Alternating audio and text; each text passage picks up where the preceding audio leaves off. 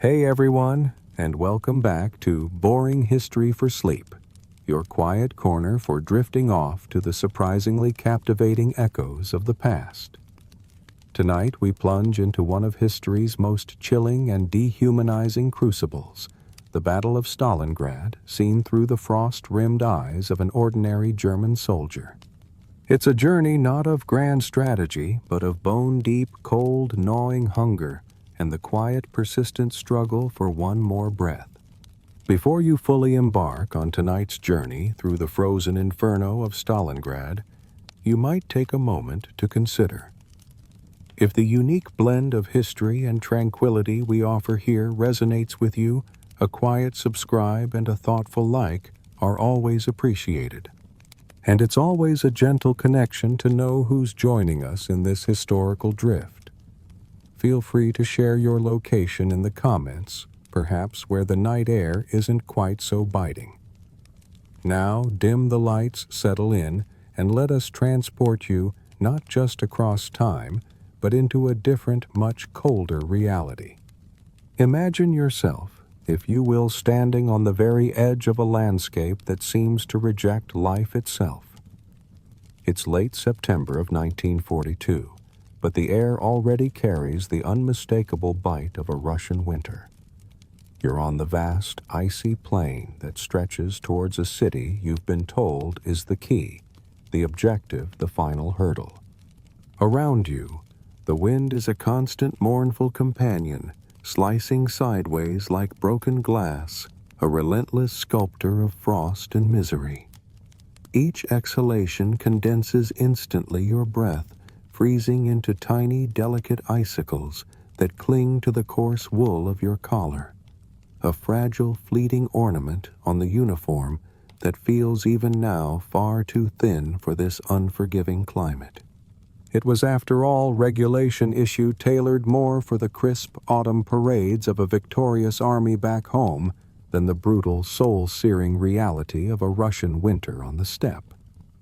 The distant rhythmic thud of artillery fire provides the grim, almost meditative soundtrack to your arrival. It's a low, insistent rumble, a heartbeat of destruction that promises no warmth, no comfort, only more of the same.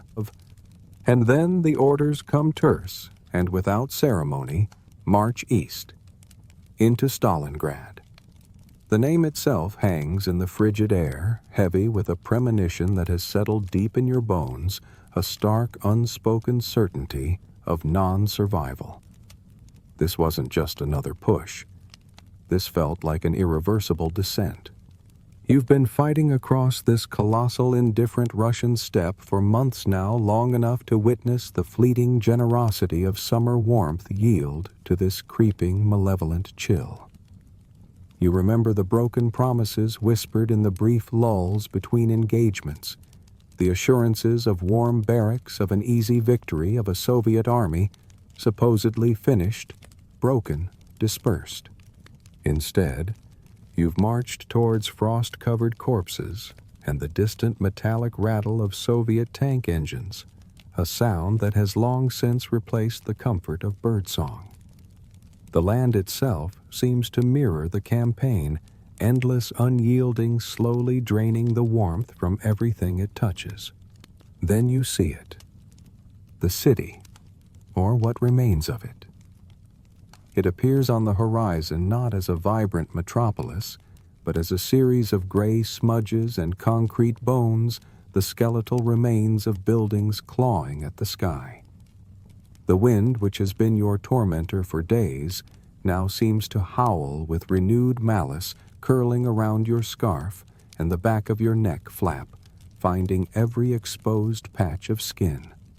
Each step forward is a deliberate act, your worn, stiff boots grinding frozen mud beneath them, squishing with half-melted ice. Your toes have been numb since dawn, a familiar companion, a low-grade ache that has simply become part of your existence. Your commanders, ever optimists, or perhaps masters of calculated delusion, continue to offer their hollow assurances. Stalingrad, they declare, will fall in a week. Just a mopping-up operation. They insist their voices carrying no echo of the reality you are stepping into. The only thing you realize with a grim internal chuckle that doesn't quite reach your lips that's being mopped up out here are the burned-out houses and the contents of your stomach after yet another meal of expired liver sausage. The landscape itself seems to conspire against you, marked by ominous signs, the chilling absence of birds, even crows, usually scavengers of despair, and the smoke pillars rising in the distance like the ghosts of 1,000 shattered lives. The rumors filter through the ranks, whispered like forbidden truths. Whole factories turned into unassailable fortresses, basements rigged with explosives, sewer tunnels crawling with unseen partisans. You glance at your comrade beside you, his scarf crusted with ice, his eyes unblinking, lost in a gaze that suggests he might already be detached from this grim reality. You know what they say about the funny ways the human mind deals with heading into hell, and you can almost feel your own mind starting to develop its own peculiar strategies. Even the supply lines are succumbing to the cold you watch as one of the horses pulling a cart overburdened with meager provisions limps for a few more steps before collapsing its legs, twitching in the snow, eyes glassy and unseeing. No one stops. There is no time, no energy, no compassion left to spare. The arrival of morning in Stalingrad, if you could even call it morning, was announced not by a gentle dawn or the chirping of birds, but by the relentless crunch of heavy boots on frozen earth.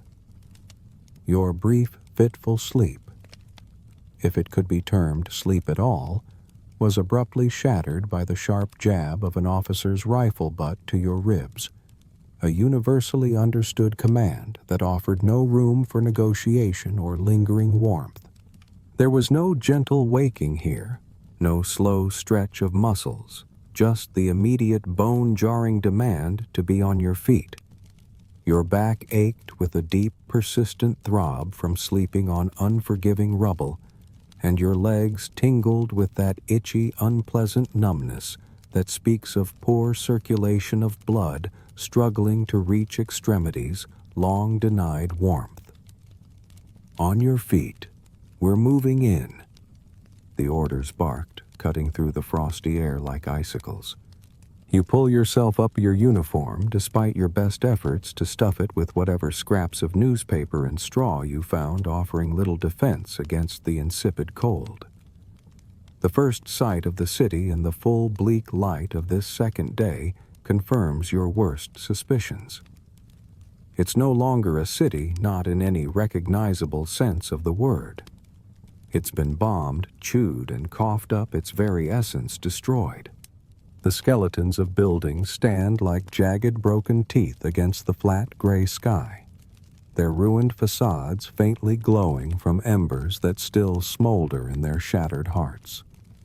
The sounds, when they come, are sporadic, chilling a short barked exchange of gunfire, then silence, often followed by a distant hollow moan that might be the wind or something far more human. Your unit joins a long, shuffling column of infantry winding its way slowly towards the outskirts of this urban apocalypse. The ground beneath your worn boots is no longer just frozen mud. It's littered with spent cartridges, the metallic gleam of shattered helmets, and unspeakable brown lumps frozen solid that you try not to identify too closely. You walk as if navigating a nightmare, the city feeling less like a place to conquer, and more like a giant steel trap, each step deeper into a maze with no map, no discernible exit, and certainly no guarantee of being remembered. You pass a half-destroyed apartment block, its charcoaled wall starkly defaced with a message that resonates deeply with your burgeoning dread. Welcome to hell. You wouldn't think to argue. At one point, your foot catches on something solid and unyielding. You glance down, and there it is, a severed hand frozen mid-reach. its fingers curled as if still grasping for something long lost. No one speaks of it. No one even pauses. You just keep walking, the unspeakable becoming the unremarkable. This isn't a front line in any traditional sense. It's a funnel relentlessly drawing you deeper. The streets narrow, the buildings lean precariously, and in every shattered window, behind every crumbling chimney, there seems to be a sniper firing just enough to keep your nerves frayed, your senses screaming, but rarely enough to engage in a full firefight. This is the Soviet strategy, you realize, not brute force, but an insidious constant bleeding, turning every open space into a gauntlet. In less than 2 hours, your small unit loses 3 men, one to a hidden mine that detonates with a sickening crunch, another to the almost silent, precise crack of a sniper's rifle, and a third simply vanishes. He slipped into a gaping hole in the floor of an abandoned school, a dark maw in the rubble, and never came out. There was no time to find out why, no pause for questions, only the relentless, unyielding demand to keep moving forward. You find yourself crawling on your belly through what was once the machine tractor plant, a place that in another life produced farm equipment, but even now, in its dying throes, seems determined to keep building tanks. You duck instinctively behind a rusting engine block as bullets slap against concrete, a grim lullaby in this factory of death. Your comrade beside you is wounded in the shoulder, shaking not just from the cold, but from a terror that resonates in your own chest. Above the sky is a canvas for destruction, a Junkers 87 dive bomber.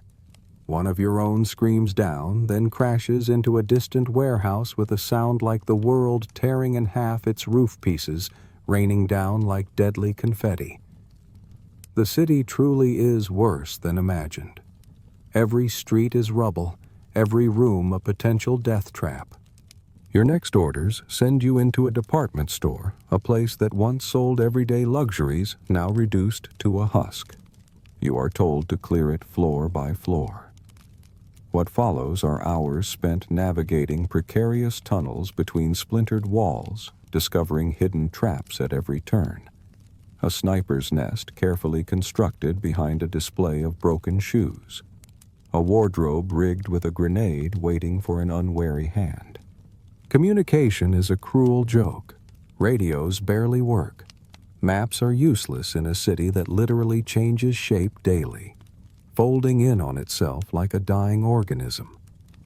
The front lines are fluid, a bewildering tapestry of terror, where Soviets can be sometimes behind you, sometimes beneath your very feet. In one unnerving encounter, you find an unfazed old grandmother calmly eating a potato in her kitchen, even as a firefight rages just outside her shattered window. You feel the city alive in some perverse way, breathing smoke, its heart beating with the rhythm of explosions, its countless shattered windows watching your every move. When night finally falls, you find a corner basement with 6 others. The stench is immediate and pervasive. Damp earth, stagnant water, the metallic tang of blood, and the cloying sweet smell of decay.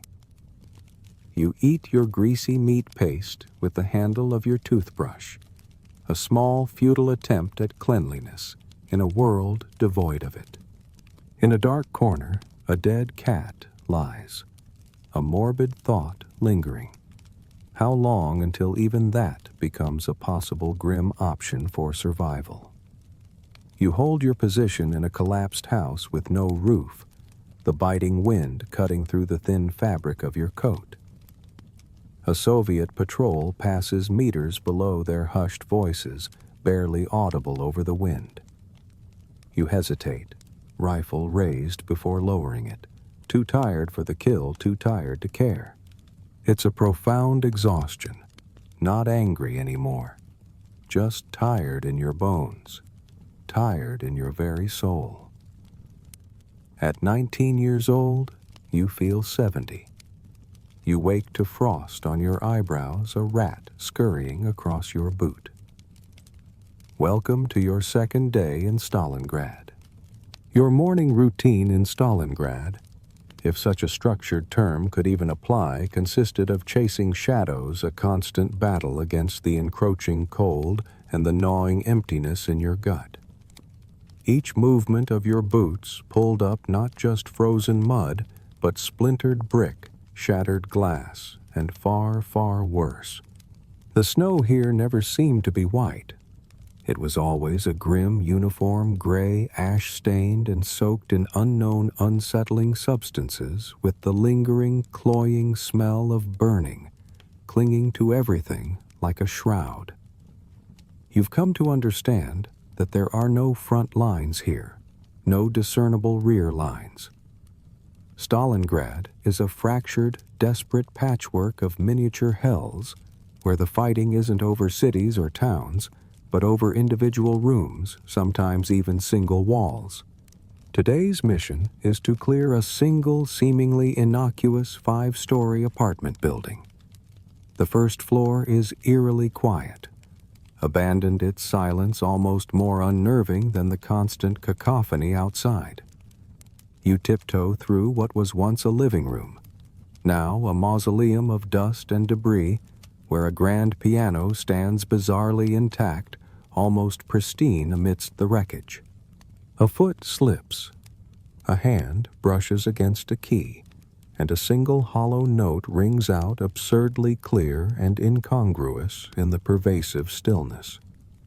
It dies away, leaving a gaping hole in the silence that feels more deafening than a shell blast. Then the silence shatters. Shots erupt from the stairwell above sharp cracks that echo like whip snaps in the enclosed space. You dive instinctively behind the piano, its solid frame offering a temporary fragile shield. Bullets chew into the wall just above your head, showering you with plaster dust and splinters, and you hear a comrade scream. Wounded you pray, not dead. The advance up the stairs becomes an agonizing crawl, each step a creaking betrayal, your throat dry from holding your breath, your heart a frantic drum against your ribs. You peek into rooms, clearing them one by one, your eyes constantly scanning for the telltale glint of tripwires, those insidious threads of fate stretched taut across doorways or beneath fallen beams. The uncertainty gnaws at you. What do they attach to? A grenade, a homemade bomb, or perhaps a booby-trapped doll like the one that killed a platoon member 2 days ago, designed to explode upon touch, a perverse, cruel joke played on the last vestiges of human decency. The third floor offers more significant resistance. A Soviet squad has dug in stubbornly behind the skeletal remains of what was once a kitchen. The air is thick with the acrid scent of gunpowder and the metallic tang of fear. You see a comrade deflect a bayonet thrust with a frying pan, a surreal image of domesticity colliding with brutal warfare. But not everyone is so lucky. Another man is lost, shot clean through the eye. There's no scream, just a sickening thud as he collapses, a 23-year-old who liked jazz music and dreamed of opening a radio store after the war. His dreams, like so many others, freeze instantly in the Stalingrad air. Finally, the top floor is cleared. You are utterly exhausted out of grenades and certainly out of patience. A unit flag, perhaps little more than a piece of torn fabric, is planted symbolically in the rubble, a hollow victory that will likely last all of 2 hours before the next counterattack. And it comes as if on cue, a sudden brutal surge of Soviets from the sewers below, a total surprise from underneath. The chaos of screams, smoke, gunfire, and the chilling glint of bayonets overwhelms the air. When the storm passes, only wreckage remains, broken, furniture, shattered bodies, and the fading echo of footsteps disappearing back down a tunnel. orders come to retake the ground floor again for no clear reason that you can discern.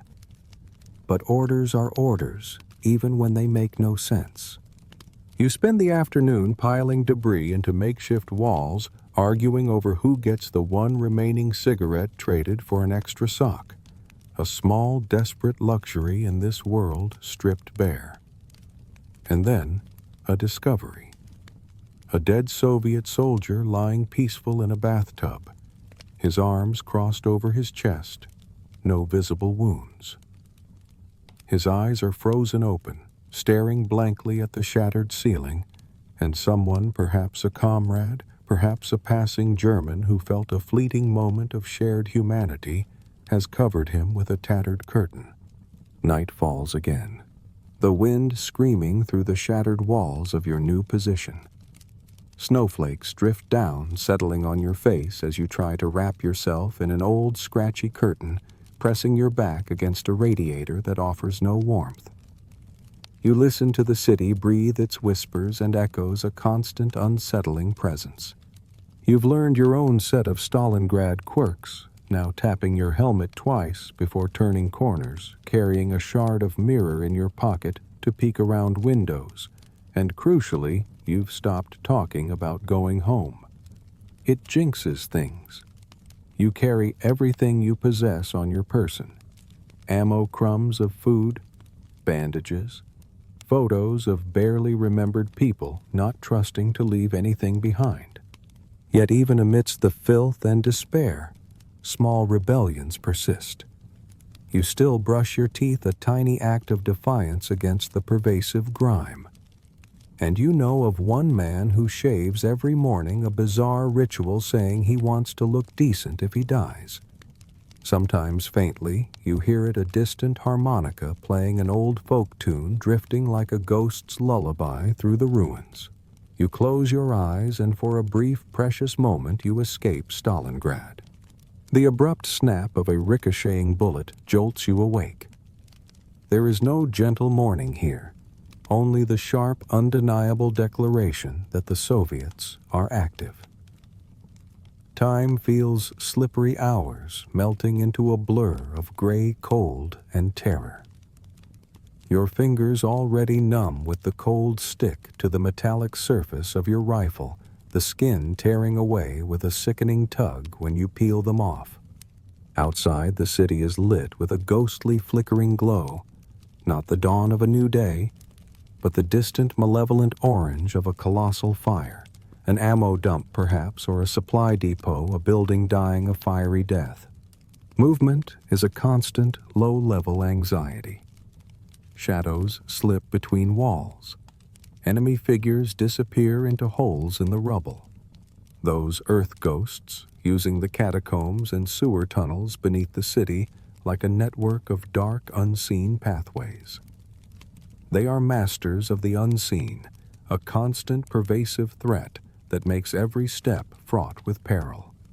Your small patrol is sent to plug a sewer access point, a gaping maw in the earth that spits unseen death.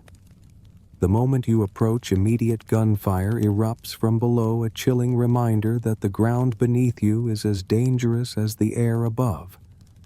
You throw a grenade, a desperate prayer, but it bounces off the rim of the hole, rolling back towards you, before exploding further in, followed by a distant, chilling scream.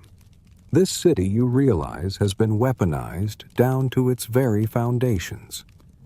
Every part of it is a trap. Rubble hides mines.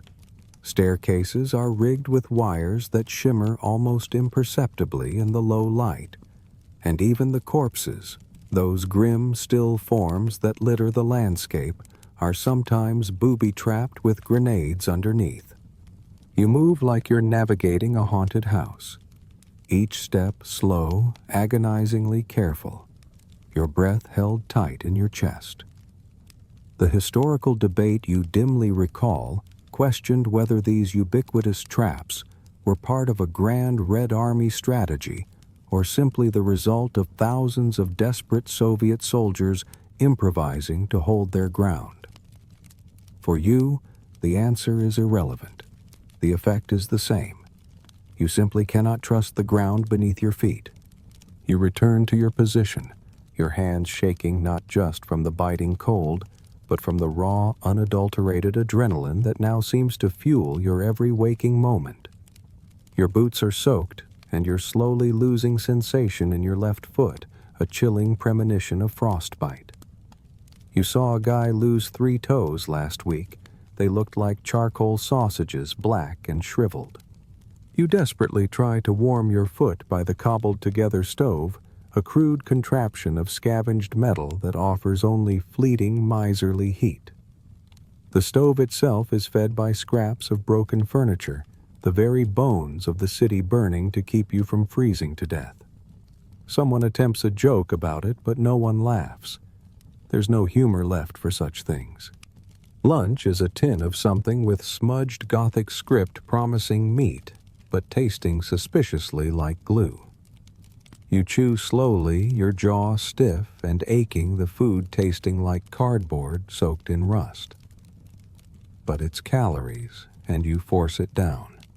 A new recruit arrives, his eyes wide too clean, still clinging to the naive optimism of, when this is over.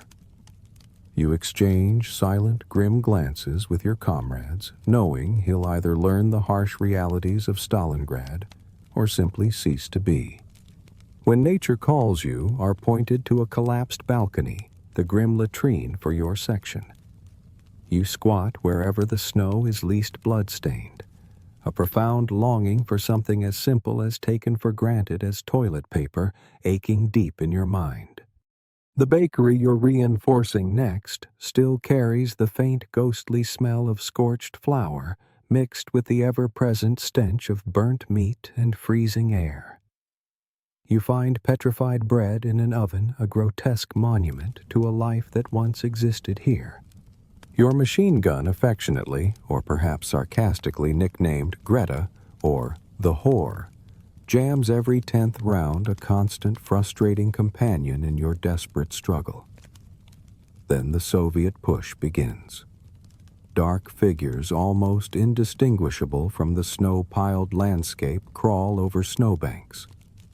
You fire the recoil, jolting your shoulder, the gunpowder smell burning in your nose. You count your rounds, then lose track. When the enemy fades, leaving behind only still forms on the snow, there's no cheer, no sense of victory, just the cold, stark reality of continued survival. Your hands are shaking, your eyes stinging, but you are still here.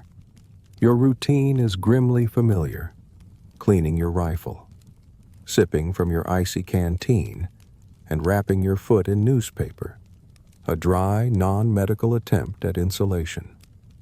You stare up at the stars through a shell hole in the roof, wondering what they look like from Berlin, trying to remember the smell of your mother's kitchen, but the image slips away like a dream. Then the Soviet propaganda truck begins. Scratchy music blares through a loudspeaker, followed by a woman's voice in broken German declaring that you are surrounded, forgotten by your Führer. It's harsh, designed to break your spirit, but you realize with a chilling clarity that she isn't wrong.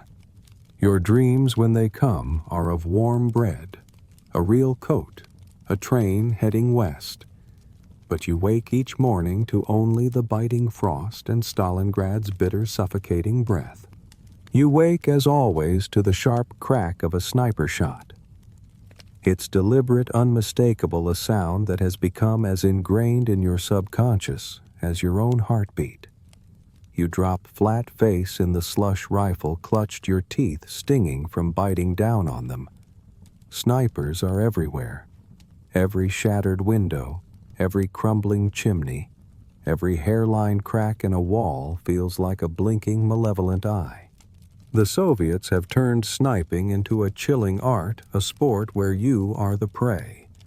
You've learned to cross open spaces like a cartoon character, crouched low, zigzagging erratically, holding your breath to somehow become invisible. It's a futile dance, but one you perform with desperate conviction. Just yesterday, the cook, not even a frontline guy, just a skinny 20-year-old was killed by one. His helmet rolled silently to a frozen boot, an unsettling, almost casual departure. No one rushed to help him. The fear of a second shot, a follow-up aimed at anyone foolish enough to offer aid, was far too strong. When his body was finally retrieved, it was dragged with electrical wire because grabbing fabric made you too big a target, too easily seen. The historical debate about whether Soviet snipers operated as isolated marksmen or coordinated cells of death is a luxury for those who weren't living under their crosshairs. For you, it's a constant chilling certainty that someone somewhere with warm gloves and steady hands is lining up their next shot. Your comrades, in a grim attempt to give form to their fear, have even named some of them the Ghost, Old Man Smoke, the Angel of Death. Giving fear a face, it seems, makes it slightly more manageable, if no less terrifying. Your survival tactics have become ingrained. You carry a shard of mirror, a piece of scavenged glass to peek around corners. It's saved your life twice. You move like a rat, fast, low, and utilizing the howling wind for cover, hoping it will mask your meager movements. The psychological toll is profound. You see phantom glints in the shattered glass of the city, flinch involuntarily at unexpected camera flashes in your dreams, and constantly imagine a red dot centered on your chest, a silent bullseye. Out in the open, you stop being a human. You become a shape, a shadow, a problem for the enemy to solve. You are no longer fully yourself. You recall a brief, unsettling encounter with a young, wounded Soviet prisoner. As he was being led away, his face grimed with soot, his body broken, but his eyes still defiant. He turned to you and your comrades, his voice raw, speaking in broken German. "Our snipers know your names." The words, whether a desperate bluff or a chilling truth, burrowed deep, confirming the deeply personal nature of this terror. It made you retreat further, staying inside the buildings, hiding behind rubble under splintered beams. Once you found a child's doll scorched and missing an eye with "Mutti" scribbled on its stained fabric. You longed to pick it up to hold a piece of forgotten innocence, but it was too risky. Everything was a risk. Every move, every decision costing blood, or at the very least a piece of your frayed sanity. New orders arrived as absurd and illogical as ever push forward 2 blocks, secure a bombed-out administrative building. The name itself was ironic and almost humorous mockery for a place that was nothing more than twisted rebar and crushed concrete. Clearing it was another descent into the labyrinth. The elevator shaft was a vertical tomb, its cables hanging like severed veins. The stairwell had been blown away, forcing you to crawl across a swaying fallen beam, a boot dangling precariously below a grim reminder of someone who hadn't made it. You discovered a sniper's nest inside what was once an old office, a broken desk, a hastily erected sandbag wall, and a perfect unobstructed view of the street below. A rifle sat on a bipod, but there was no shooter. Then you heard it faint breathing from behind a filing cabinet. You raised your rifle, your finger tightening on the trigger, but then a soft, trembling female voice speaking broken German whispered, "Nicht strelje, don't shoot." You paused, a flicker of something, perhaps humanity, perhaps just exhaustion in your mind. You slowly lowered your weapon. She disappeared. You never saw her again. When you returned to your officer, you lied, telling him the room was clear. You knew grimly that some things simply didn't make it into the reports. The shelter itself seemed to be deteriorating as rapidly as your own morale. Another wall collapsed, exposing you further to the biting wind. The endless hammering of scrap metal in the howling wind became another layer of the city's constant mournful groan. You clung to small mechanical rituals now, the careful, deliberate cleaning of your rifle, knowing that skipping it meant a jammed bolt. You found yourself trusting superstition more than orders. And sometimes, in the bleak stillness of night, a comrade would hum a lullaby, a faint, fragile melody. Your hands, for the first time all day, stopped shaking. You looked up through a shell hole trying to find the stars and realized you hadn't seen them for a week. Too much smoke, too much war, too much Stalingrad. You wake again, your fingers clenched tightly around the cold, unforgiving stock of your rifle. Every muscle in your body aches, protesting the relentless cold and the hard ground. Your lips are split, a constant, painful reminder of the dry air, and your breath feels thick and shallow, a suffocating weight in your chest. There is no coffee, no breakfast, no warm water to wash away the night's chill. Only orders a new position, the railway depot. What's left of it, anyway. You're to reinforce a squad that's been holding the main hall for 2 days, a place rumored to be a nightmare of close-quarters combat.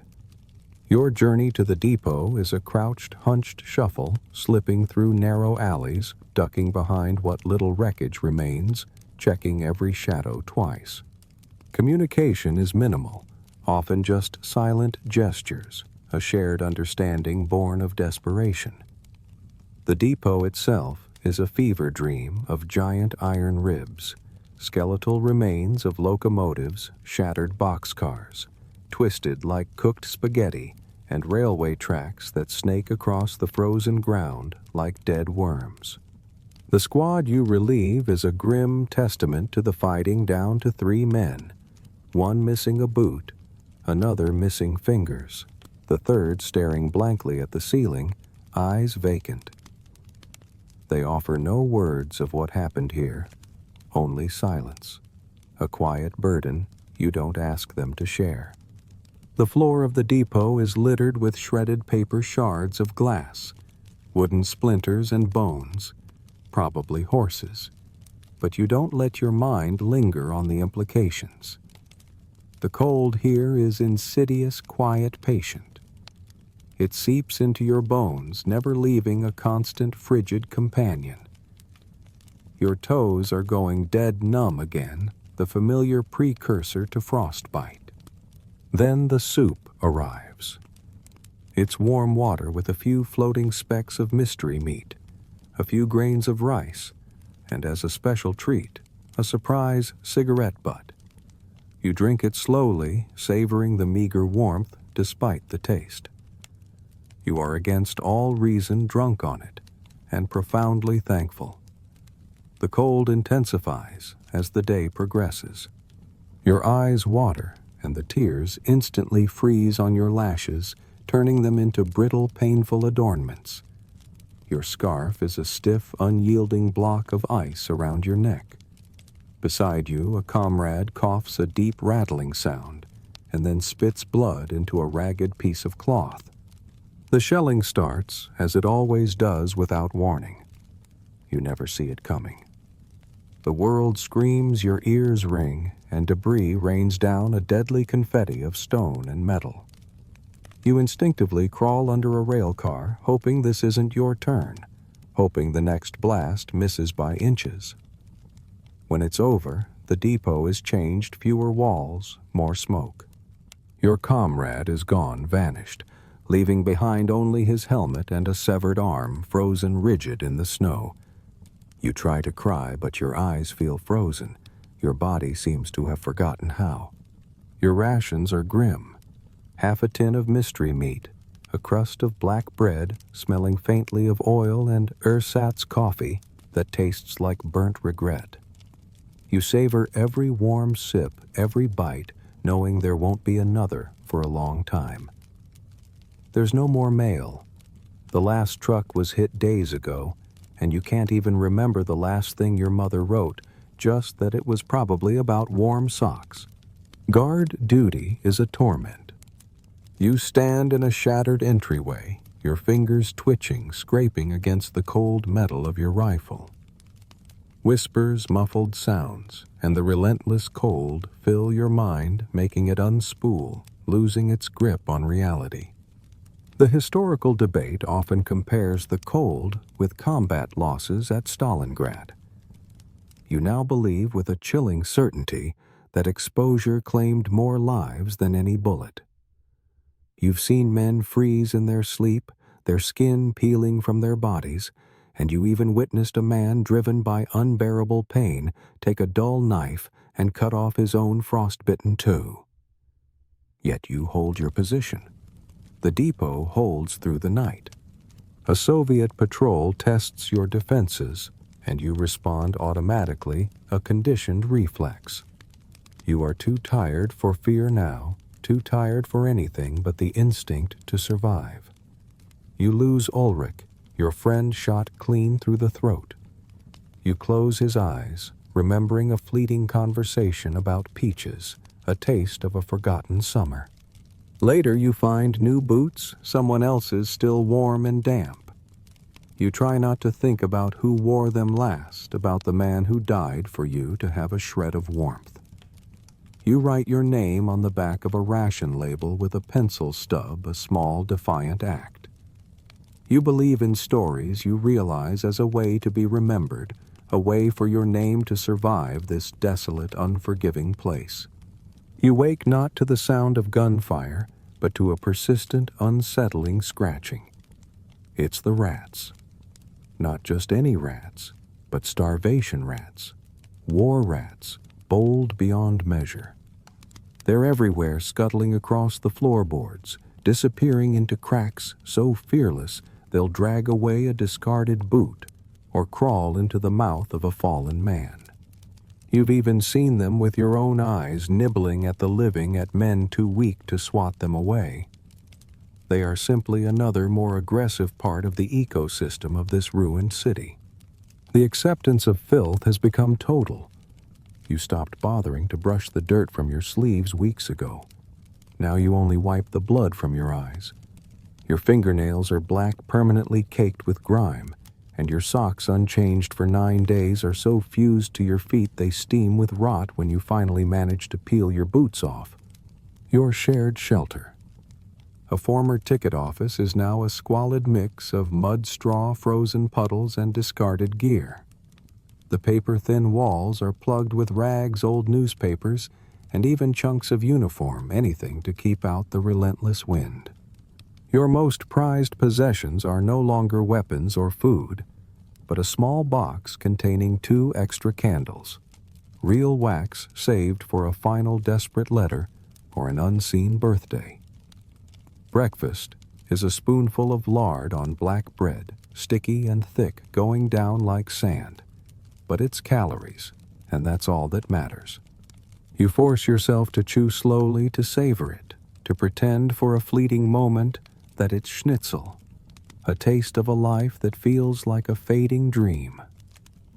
An eerie quiet descends upon the city. The snow is piled high, a soft, muffling blanket, and the Soviets haven't pushed for hours. This isn't peace, you know. It's a warning. It means they're planning something big. You volunteer for water duty, a desperate bid to avoid the suffocating stillness of your shelter. You trudge to a shell crater filled with semi-frozen runoff, the journey longer and more arduous than it should be. You drink, despite all the warnings about tainted water, the desperate thirst overriding any caution. Near the crater, a headless statue missing an arm stands as a grim sentinel, a crow watching impassively from its shattered shoulder. You pass other soldiers from another unit, their condition even worse than yours. One is missing an ear, another's face is terribly frost-burned. You exchange silent nods, a mutual acknowledgement of shared suffering. A Soviet propaganda flyer in broken German lies half buried in the snow. Your sacrifice is pointless. Lay down your weapons. Go home before you're buried here. It even has a picture of a German mother holding a baby. You pick it up not for the message, but for the haunting image of the woman, a reminder of what you are fighting for, or perhaps what you have lost. A medic visits your position, a young, pale, shivering woman from command, a ghost in a wool cap. She checks for frostbite. Her touch surprisingly gentle, but her words are blunt. "You'll lose fingers," she tells some men. "For one, it's already too late." She hands out aspirin like it's gold, a rare, almost unbelievable act of kindness. Her presence is unsettling, a stark reminder of the outside world of forgotten health, of softness and kind voices. It's a jolt to the system, a jarring connection to a life that seems a million miles away. The night sounds are a symphony of despair. The wind claws at the shattered walls, a muffled whimpering from a crying comrade cuts through the stillness, and a distant explosion shakes the very foundations of your collapsing building. You try to dream of summer, of green fields, of warm bread, but your brain only shows you bricks, blood, and endless, unforgiving snow. Another rotation, another move. You and your small team are ordered to a newly captured building, a crumbling husk of concrete and rebar that someone somewhere deemed tactically important. The movement is a low, shuffling dance across courtyards that are little more than frozen lakes of debris. Each step is deliberate, cautious. Your eyes constantly checking corners, scanning for any hint of movement in the shattered windows, any flicker of a shadow that might betray an enemy presence. Your comrade beside you slips on a patch of black ice, his legs flailing for a moment before he regains his balance, letting out a sharp grunt of pain.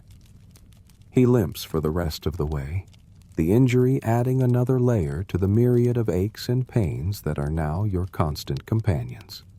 The building itself is a mess even by Stalingrad standards. The stairwell has completely collapsed, leaving a gaping void where steps once were, and most of the ceiling is gone, exposing the interior to the relentless biting wind and the ever-present snow. Despite its ruinous state, a strange, almost unsettling sense of life lingers here. You find the remains of a recent meal, an empty tin of canned fish, a few crumbs of bread crust, a discarded teacup, all still emitting the faint, stale scent of their consumption. It's a chilling reminder that the enemy was here recently, perhaps just minutes before you. Your comrade, ever practical, finds a handwritten journal, its pages filled with what looks like Russian poetry. He stuffs it into his coat, not for its literary value, but for the sparse, precious warmth the paper might provide. There are no hostiles, at least not immediately, but there is certainly no safety. This is the false, insidious peace that often precedes chaos in Stalingrad. You post guards, set up what meager booby traps you can improvise, and begin the Sisyphean task of piling bricks, creating flimsy barricades against an enemy that could emerge from any direction at any moment. The sense of being watched, of being perpetually under an unblinking eye, is almost palpable, a cold prickle on the back of your neck. Evening settles, bringing with it a deeper chill and an even more pervasive sense of dread. You eat your barley, a meager portion, the grains hard and unyielding between your teeth. Your comrade, bundled in his stolen journal, begins to read from it. You can't understand the Russian words, but the cadence, the rise and fall of his voice is enough. It's a lullaby of a different sort, a quiet human sound in a world that has largely forgotten such things.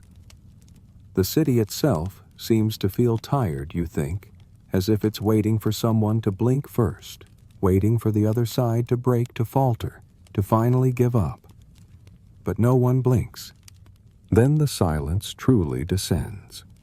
It's thick, suffocating, a stillness so profound it feels like a warning, The snow, already knee-deep, has muffled every sound, absorbing the distant rumble of artillery, the sporadic crack of rifle fire. The wind, which has been screaming its constant lament for days, has died down to a barely perceptible whisper. Even the crows, those grim scavengers who usually haunt the ruins, are mute, perhaps driven away by the unbearable stillness, or perhaps simply frozen into silent statues of despair. This absolute quiet is worse than any barrage. It means something is coming. It always does. Your own physical deterioration is a slow, relentless process. Your coat crackles with ice, a constant companion that never truly thaws even with the meager warmth of your body. Your left boot, the one with the increasingly numb foot, is coming apart, wrapped precariously with scavenged wire, a desperate prayer that it holds together for just one more step. There's no more spare gear, no extra socks, no fresh bandages. Everything you have is on you or gone. You gnaw on a chunk of frozen bread, its taste like sawdust, the frost cutting your tongue, but you chew it anyway. Nothing, absolutely nothing, can be wasted. A scout returns his face. Grim, his voice low with exhaustion, confirming your silent fears. The Soviets are massing. Tanks, perhaps. You heard a noise through the pipes, a metallic clang, the distinct sound of boots, distant shouting. No reinforcements are coming. Your sergeant simply shrugs his face, a roadmap of despair, and offers the only order left: dig in.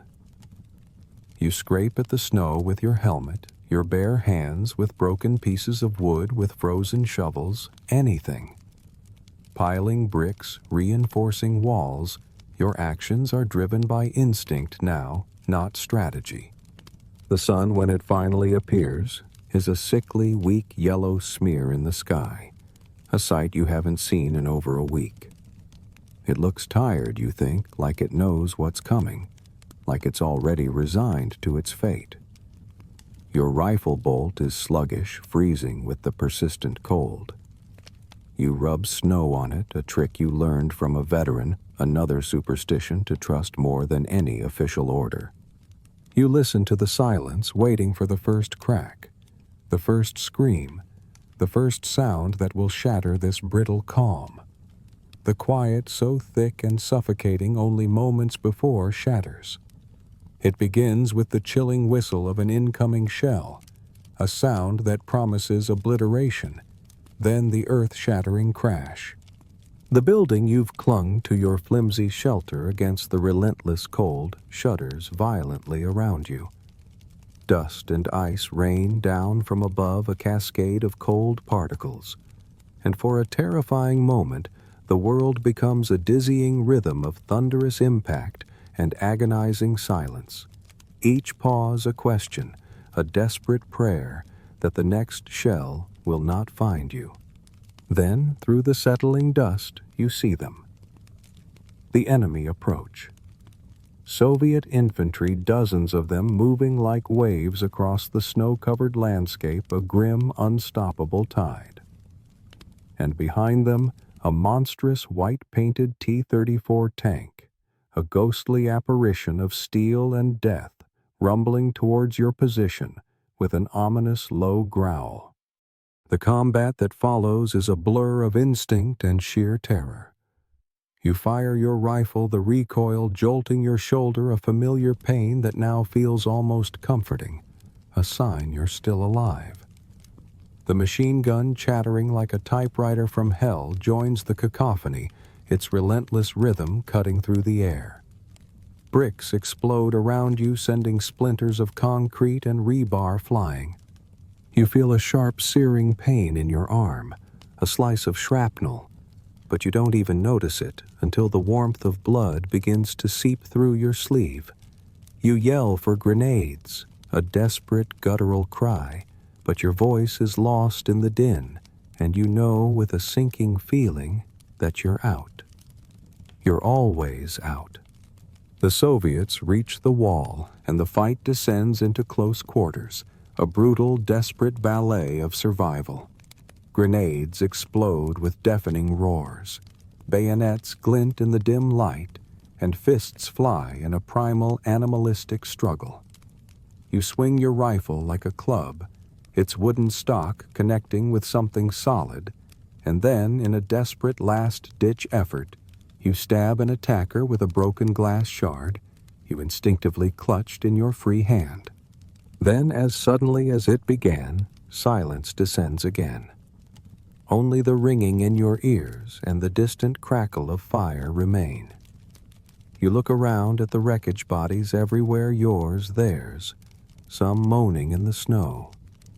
Smoke curls from a shattered oil drum, and the pristine white snow is stained pink, then red, absorbing the spilled lives like a hungry sponge. You do a quick, grim squad check. 4 down, 2 moving, 1 missing. You spot Ulrich, your friend, with a hole in his side, lying still. You crawl to him, a desperate hope fluttering in your chest, but it dies as you reach him.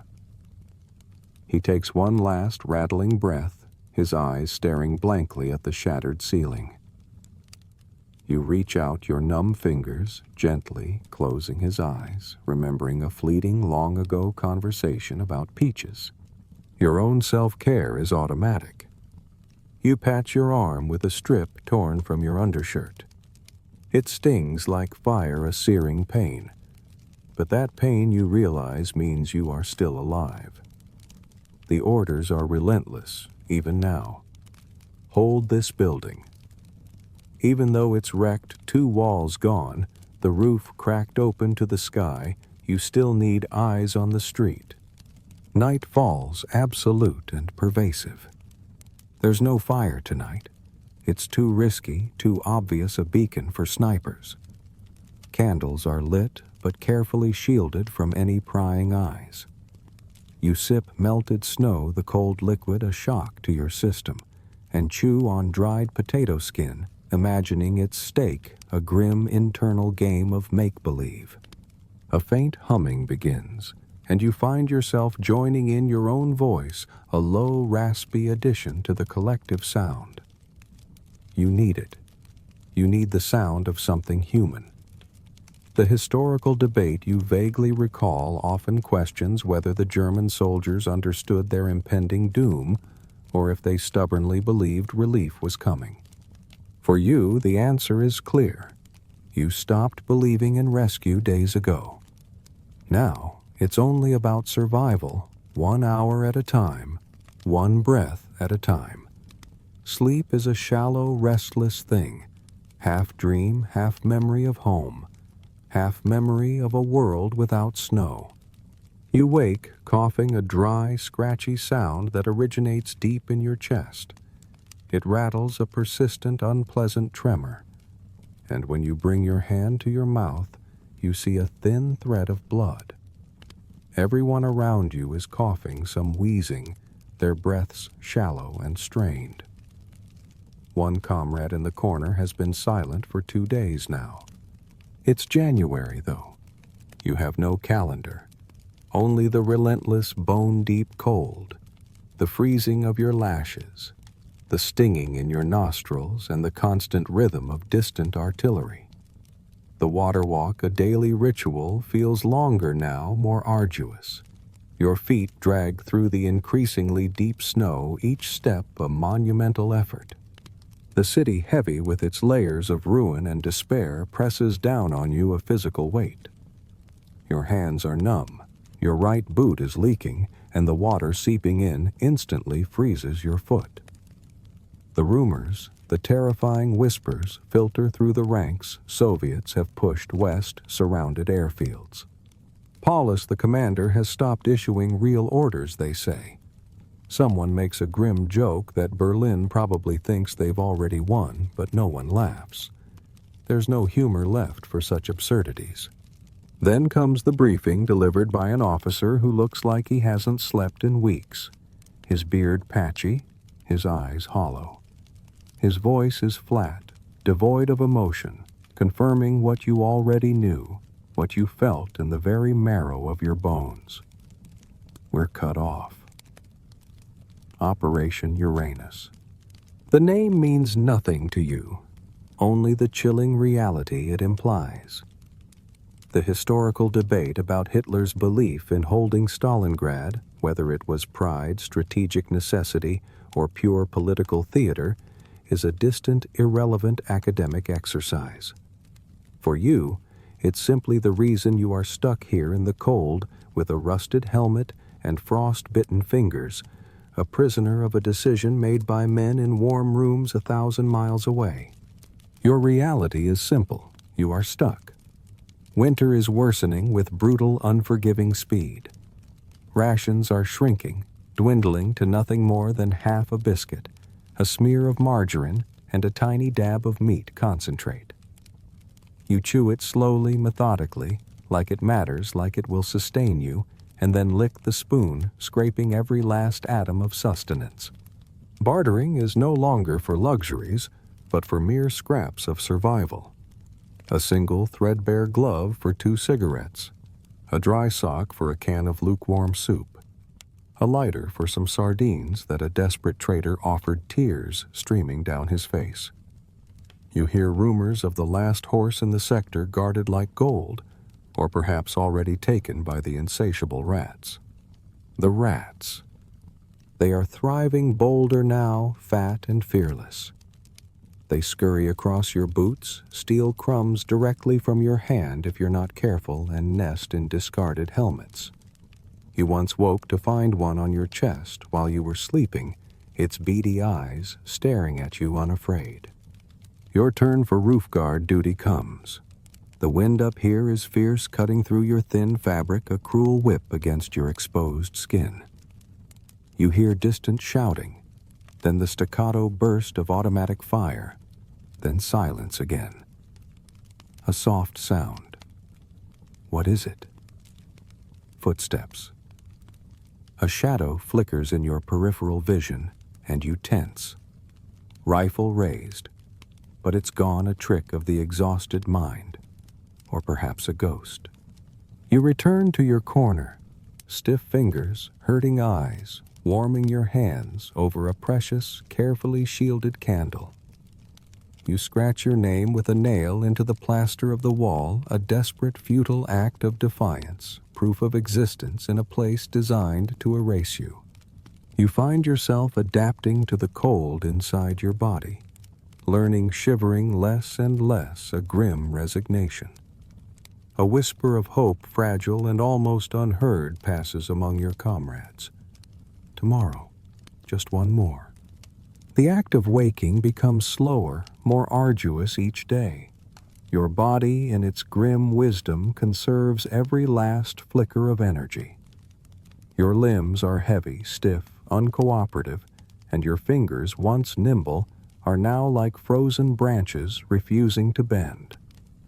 You rub them against your ribs, desperately seeking warmth that simply isn't there.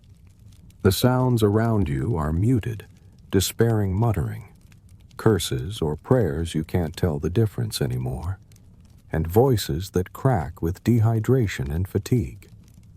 The snow, a constant pervasive blanket, amplifies every sound, the crunch of footsteps, the wet coughs that echo in the ruins, the sudden sharp screams of men whose minds have finally snapped. Your squad is down to half its original strength.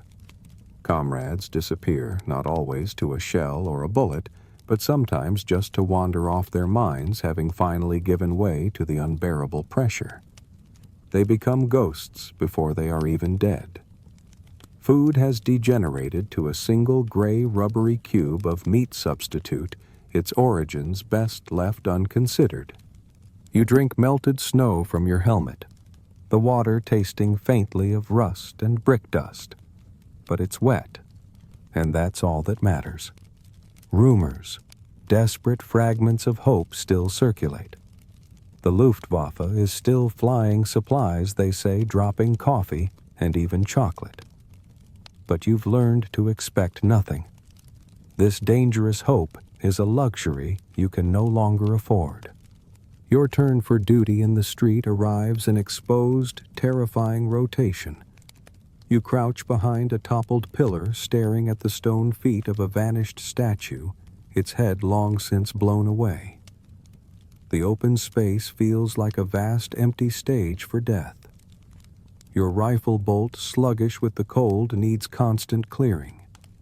You wipe it with a cloth, then with a stick, and sometimes in a disgusting but effective act of desperation, you pee on it to thaw the frozen mechanism. An officer passes, tall, thin, too clean. He talks of holding firm, of final victory. He looks right through you, his eyes devoid of any real understanding. You have no energy to laugh at his words, no breath to spare for such a futile act. A dog, skinny and mangy but impossibly alive, wanders into your position. It sniffs at the bodies, then trots off, disappearing into the ruins. Even the dog knows better than to stay. Someone mutters a bleak observation that resonates deeply.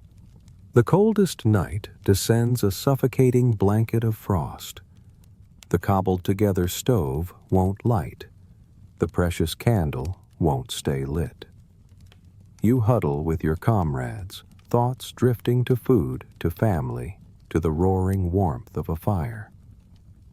You try to conjure a memory, a vision of your mother's warm bread on the windowsill dusted with sugar, but the image slips away like a dream in reverse, leaving only the biting cold. Your comrades are rapidly declining. One man's fingers, ravaged by frostbite, have snapped off like dry twigs. Another sits muttering to himself, repeating your name, then his own, then words that make no sense.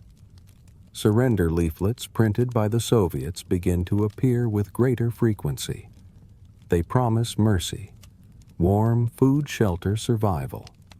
You think about them constantly. The words a silent, insidious whisper in the back of your mind. The historical debate you vaguely remember questioned whether surrender was a calculated decision or a slow erosion of will. For you, it is both. It begins with a missing meal, then a missing friend, then a missing toe, and then you wait for release. A comrade produces a bottle of vodka. God knows where he found it. It burns, going down a fiery warmth that spreads through your chest, bringing with it a brief, genuine smile. You help carve a hole in the floor, desperate for any insulation, and burn what dry wood you can find. The smoke stings your eyes, but the feeling of warmth, however fleeting, is an intoxicating luxury. You dream of fire roaring and bright, of people laughing, of music, of abundant bread, of dogs that don't run away from you. And then you wake back to the grim reality of Stalingrad. You wake with a sharp ache in your back, your frozen fabric stuck to your face. Your body resists every muscle like a taut wire, stiff and uncooperative. It is still snowing. It has been snowing, you realize, for weeks now. The sun hasn't been seen for what feels like an eternity, and time itself has become a blurry smudge, indistinguishable days merging into one continuous colorless expanse. The sky above is flat and gray, a vast indifferent canvas. The stove, a miracle of cobbled-together metal, offers a faint flicker of warmth. Everyone crowds around it. Hands, outstretched fingers, cracked and split the black tips, wincing at the heat, but refusing to pull away. It's minimal, almost illusory warmth, but it's enough to chase the deepest chill from your bones, if only for a few moments. Then comes the sergeant's announcement, his voice raspy, his eyes sunken. "Reinforcements aren't coming," he says, the words a hammer blow. There's talk of surrender. And then the most chilling words of all, there is no line. The historical debate you recall often focuses on the exact moment the Sixth Army truly collapsed, not just officially, but internally. For you, it wasn't a grand strategic failure, but this quiet, resigned admission from a man who once embodied rigid military discipline. It was the sight of a weary man sitting by a sputtering fire, saying that nothing more can be done. And yet you walk. You go on your last patrol rifle slung low scarf wrapped tight, your boots barely holding together. The streets are a vast graveyard of snow-covered mounds, frozen limbs protruding from the drifts, grim monuments to countless forgotten lives. You enter a courtyard once a playground, its rusted swing set, half buried in the snow, a grim skeletal reminder of innocence lost. An empty satchel, perhaps a child's, hangs from a single chain swaying gently in the wind. You pass an apartment block where a red flag once flew, now replaced by a rippling, unfamiliar fabric. It's quiet inside, strangely warmer than the outside air. You notice strange things. Old furniture shoes left as if their owners simply walked out and never returned. Russian words are scrawled on a wall alongside a crude, smiling face, an unsettling contrast to the grim reality. Your comrade, the one who found the Russian journal, is gone. You find a note tucked into his boot, written on a scrap of paper. Went to find food. If not back by night, don't wait. You understand. You won't wait. You find your last biscuit. It's moldy, half frozen, but still edible. You chew it slowly, methodically, like it's the finest cake, but the gnawing hunger deep in your gut never truly fades. Another comrade mutters a prayer, his voice a low, almost inaudible drone. Another tells a story from training camp, a brief, fragile memory of another world, a life before this hell. But the quiet soon descends again, broken only by the wet sound of your comrade's cough, a cough that everyone avoids eye contact with. Talk of surrender fills the air, whispered like a forbidden desire. You wonder what your fate will be. Shot prisoner. Will you simply freeze to death, unremembered, becoming another frozen lump in the snow?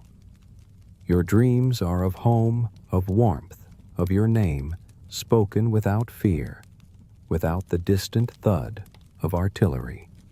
You wake even colder, the dull, deep numbness in your left foot now permanent. You silently reach for your boot, preparing to start another day in Stalingrad, another day of cold hunger and dread. Your limp is subtle now, a mere hitch in your stride, a dull, persistent ache in your left foot. You are afraid to remove your boot, a chilling terror that grips you, for you know deep down that it's better not to know if your toes have turned black, if the rot has truly set in. A scavenging detail sweeps Sector D for anything useful. Food bandages, dry clothing ammo. These are the new currencies of Stalingrad. You've seen men trade 3 cigarettes for 3 rounds of ammunition, a desperate exchange of fleeting comfort for lethal power. You move like a ghost across the empty, snow-choked streets, past craters that yawn like open mouths, past the frozen, silent corpses, past the blackened, unreadable signs that once marked bakeries and barber shops. This sector, like all the others, is simply called the Pocket, a vast frozen tomb. You enter what was once an administration building, now just the outlines of desks beneath layers of ash and shattered glass. You find some stationery miraculously intact and store it away for a future, perhaps never to be written letter. You also find a broken radio, its dials frozen, its wires severed. It sparks memories of news from home, of music, of a world connected, a world beyond this desolation. And then a miracle 4 tins of canned food. Russian made their labels long gone, but they rattle when you shake them, a promising sound. You take them anyway, a small, impossible win. A comrade grins a genuine, if brief, flash of shared triumph, when you find a coat heavy with frost but intact. The historical debate often questions whether German soldiers at Stalingrad regularly engaged in looting or if military discipline largely held. For you, the answer is simple, pragmatic. You take what's edible, wearable, burnable. Morality, you realize, is a summer luxury, something that dissolved long ago in the biting winds and grinding hunger of this place. Then you trip. Your foot catches on something unseen, and a bolt of searing pain shoots up your leg. Your vision swims, momentarily blurring the ruined landscape. You look down, and there it is again, a severed hand, frozen, curled, blackened, reaching out from the snow. It's always there, a grim reminder. The wind whips your face with stinging pellets of ice, and you hobble back to your position, the pain in your foot now throbbing with an insistent rhythm. Your sergeant is gone. No note, no trail, just his helmet overturned with a half-burnt candle inside. Another ghost claimed by the pocket. You pull off your sock. It's wet with blood. The sight below fills you with cold dread, purple blackening toes utterly devoid of sensation. You wrap your foot with the cleanest rag you can find, a futile attempt to deny the inevitable. The Russian food, when you finally open a tin, is stringy and sour, but you force it down. It stays in your stomach, a victory of sorts. Whispers of the Red Cross circulate desperate rumors of negotiated mercy, of prisoners not being executed, of being taken west, or perhaps east, to a new unknown fate. But the unspoken question hangs heavy in the air. Is it a lie? You dream of food now, constantly butter melting on warm bread, fried eggs sizzling in a pan, hot steaming soup, the bitter, refreshing taste of beer. The joy of these dreams. The phantom taste hurts, now a cruel reminder of what you've lost. You take your turn on night watch, perched on the ledge of a window that no longer truly exists. The stars are faintly visible tonight, more than you've seen in weeks. You trace one with your eye, whispering the name of someone you once wrote to, a person who might not even remember you anymore. The building groans around you, or perhaps it's the city sighing a lament for its dead. You count the hours until dawn, another vigil against the crushing dark. You wake to shouting, but it's not the panicked, adrenaline-fueled cries of combat you've grown accustomed to. This shouting is urgent, sharp, laced with an almost disbelieving tone. They're inside the lines. Someone yells, and the words meant to instigate fear strangely do not. Your heart rate doesn't pick up. A grim sense of inevitability has replaced terror long ago. Across the street, the building you'd been watching is burning a malevolent orange light flickering through the shattered windows, casting dancing shadows on the snow. You reach for your rifle, your hand slipping on the cold metal. The bolt is frozen solid. You slap it free with the palm of your hand, a sharp, stinging pain that barely registers. 4 rounds left. That's all. A German yell echoes down the hallway, followed by the sharp crack of a pistol. A scream, then silence. The sounds are closer now, intimate, chilling. You peer through your rifle scope, its lens smudged with frost and grime, and for a fleeting, disorienting moment, you see a child's figure in the hazy distance. You pause lower. Your rifle blink, and the figure is gone. A phantom of your exhausted mind, a cruel trick of the light. Then a grenade rolls into the room, a squat black cylinder of death. There's no time to react.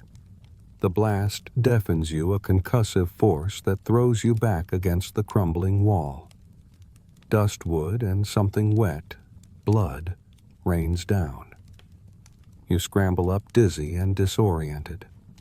Your side is bleeding, a warm, sticky wetness seeping through your uniform.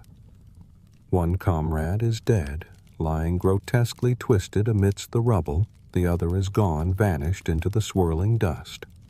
The building groans, a deep, ominous sound shifting on its broken foundations. It's collapsing. You stagger, limping, clutching at the wall for support, forcing yourself through the debris, the pain in your foot, a constant screaming companion. Outside, the snow is streaked with fresh blood, a sickening contrast to its pristine white. You hobble into a narrow alley, your breath coming in ragged, bloody coughs. The sky overhead is changing, a strange, beautiful mix of pink and blue, utterly indifferent to the horror below. You have no destination, just an instinct to move, to get away from the collapsing building, away from the immediate threat. You pass a truck, its driver slumped over the steering wheel, a frozen corpse. A bakery sign hangs crookedly above a shattered storefront, Brot und Hoffnung, bread and hope. You hobble inside, drawn by some inexplicable force. It's quiet here, the air thick with the smell of ash and forgotten flour. You sink to the floor, binding your wound with a strip of cloth, the bleeding slow but persistent. The historical debate about whether the surrender was forced or chosen, whether Paulus made the right decision, feels impossibly distant now. For you, the truth simply seeps in slowly like the cold. It wasn't one grand moment, but a million tiny ones. You remember Ulrich, the harmonica man, the quiet dignity of the dead Soviet soldier in the bathtub. You find a pencil stub and a scrap of paper. With trembling fingers you write, "My name, the date. I was here. I fought. I survived. Until I couldn't." It's a desperate act, a need to leave a mark, proof of being real, of mattering. You hear footsteps, faint at first, then closer. You reach for your rifle, but you are too tired. Too tired to pull the trigger. Too tired to fight. You see them pass by, blurred figures in the snow. Soviet German ghosts. They pass without seeing you, or perhaps without caring. You leave a blood stain on the wall where you were leaning, a silent testament. Your face has been numb for days. A mask of cold, and your scarf frozen stiff keeps the wind from getting into your mouth, a small, grim mercy. The city around you is broken. Buildings lean like drunks, crumple like rotten fruit. Snow is falling again, soft, silent flakes, and you find that you don't mind. It feels like a final quiet shroud over everything. You pass an overturned wagon, stripped bare, its horses long since eaten. A sign hangs nearby, battered and stained with soot and blood. Café Berlin. You force yourself to keep moving, though there's no point, no clear destination. Your brain simply sends the signal move. You find another building, only 3 walls left, and inside a tin of melted frozen soup. Thoughts of home drift through your mind. Your mother's voice, the distant barking of your dog, the familiar clinking of your bicycle chain. An explosion sounds somewhere far off, but the war is just background noise now, like city traffic once was. A comrade joins you, silent, thin, pale. You share the frozen soup, chipping off pieces with a knife, sharing a single precious cigarette. "Riverman." He whispers a brief, cryptic story about someone who walked into the frozen river without even taking off his coat. Names are dangerous now, you don't ask them. "I used to fix bicycles," you say softly. "I used to paint houses," he replies, and a thin ghost of laughter passes between you.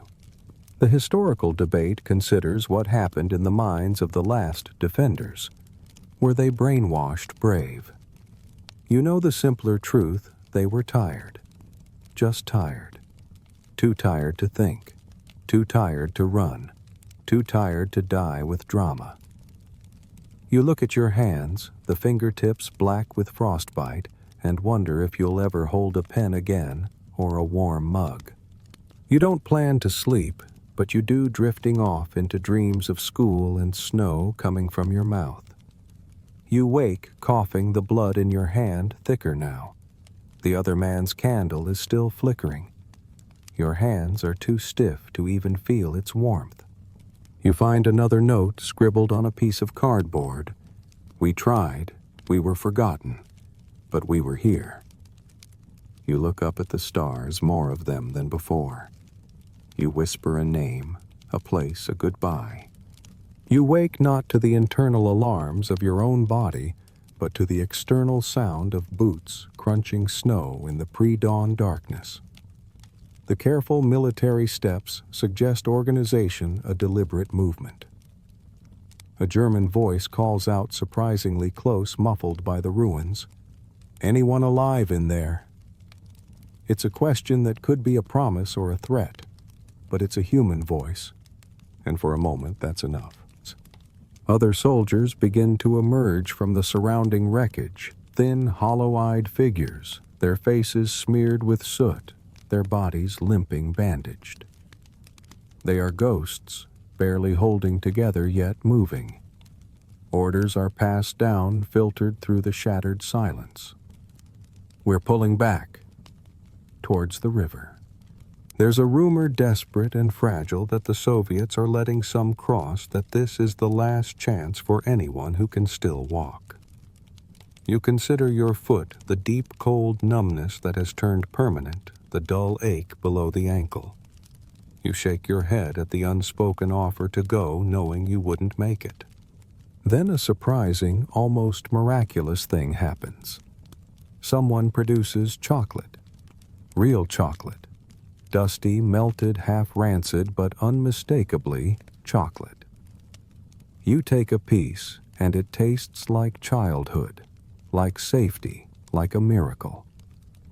For a fleeting moment, the grim reality of Stalingrad recedes, replaced by the memory of a father bringing home a small, precious bar of something sweet, a taste of a life that feels impossibly far away.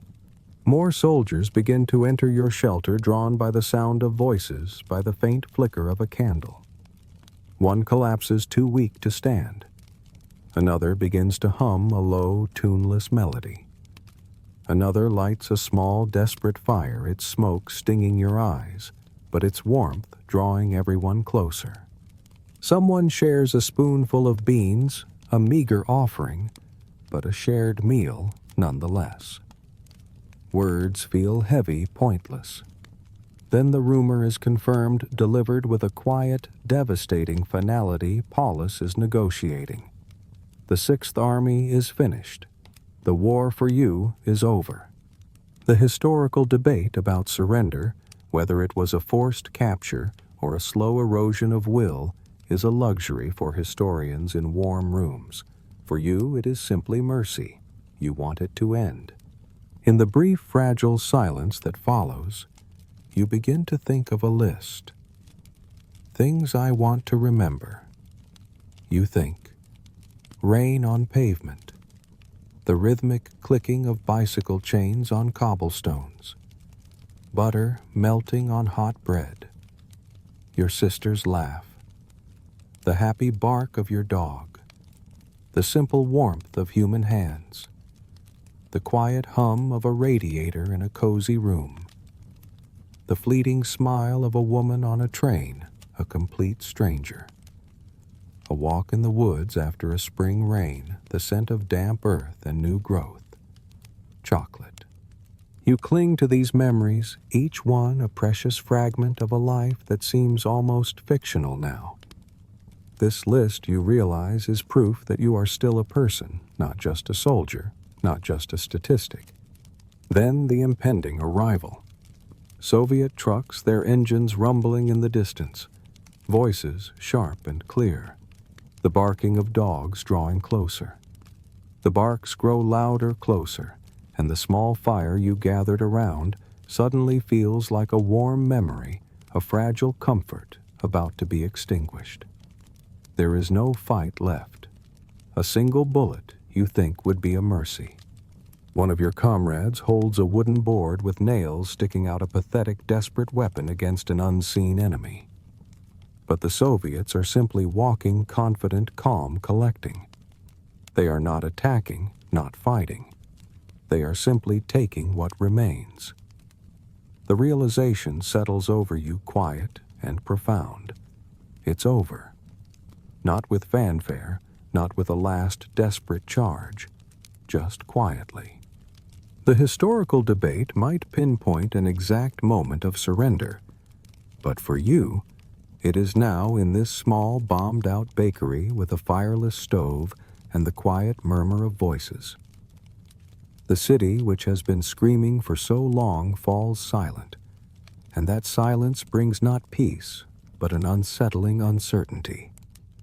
The rumors of prisoner camps of Siberia begin to circulate.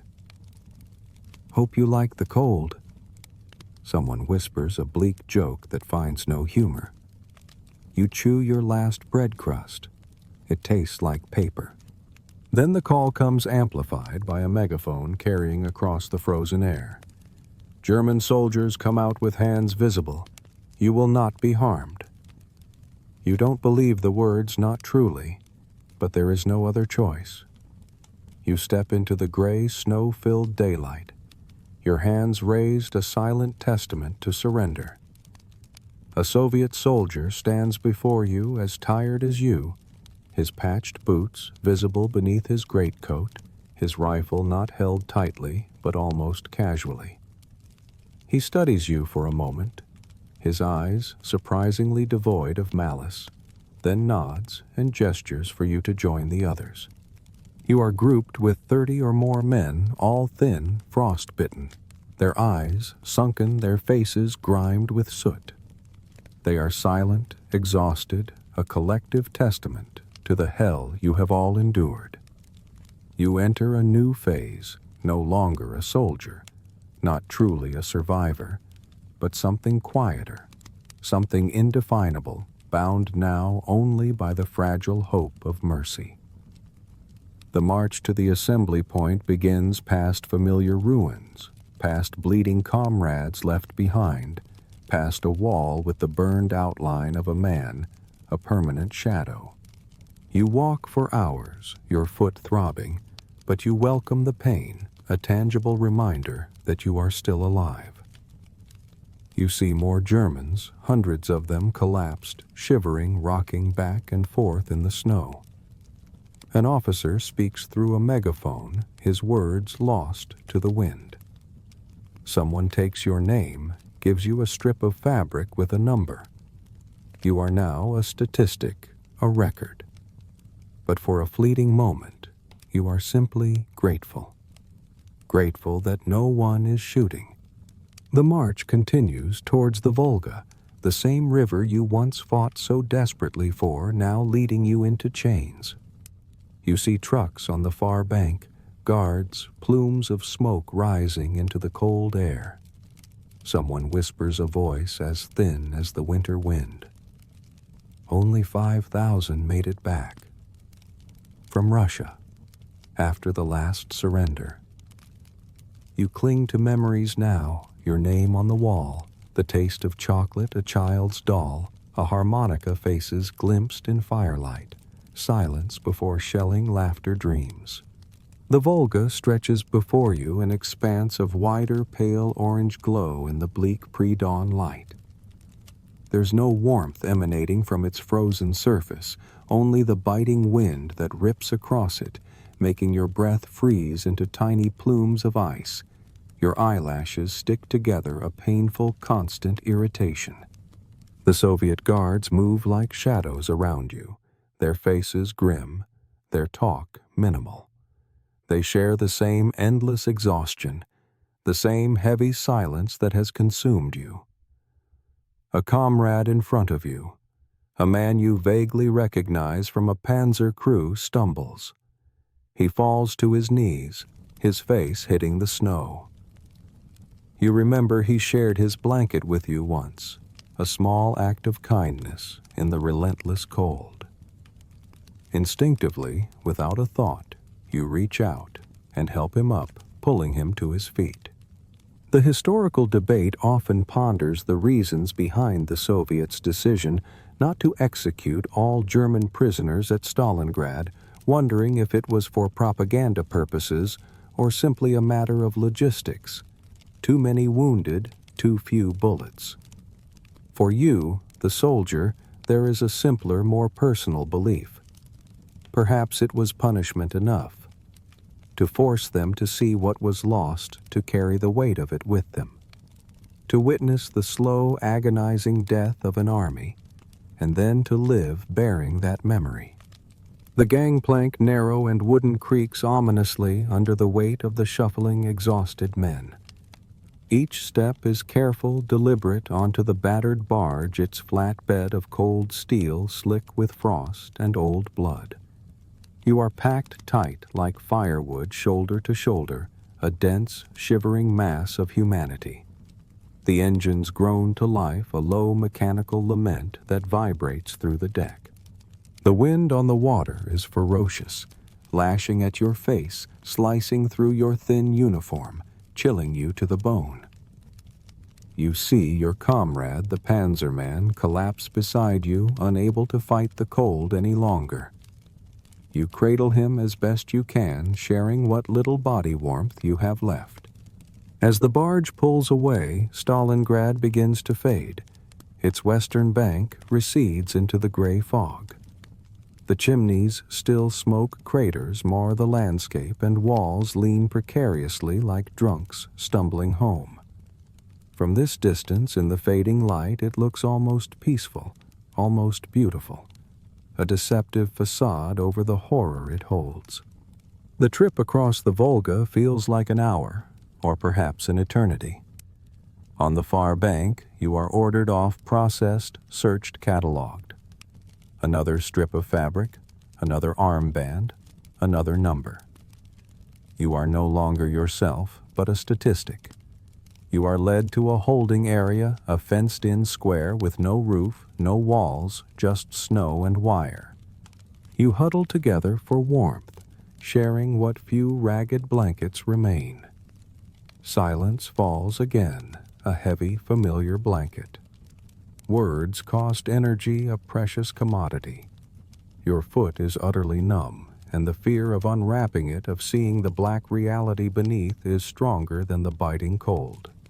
Food is distributed, a piece of hard, dry bread, and a thin gray liquid they call soup, with a single unidentifiable piece of something floating in it.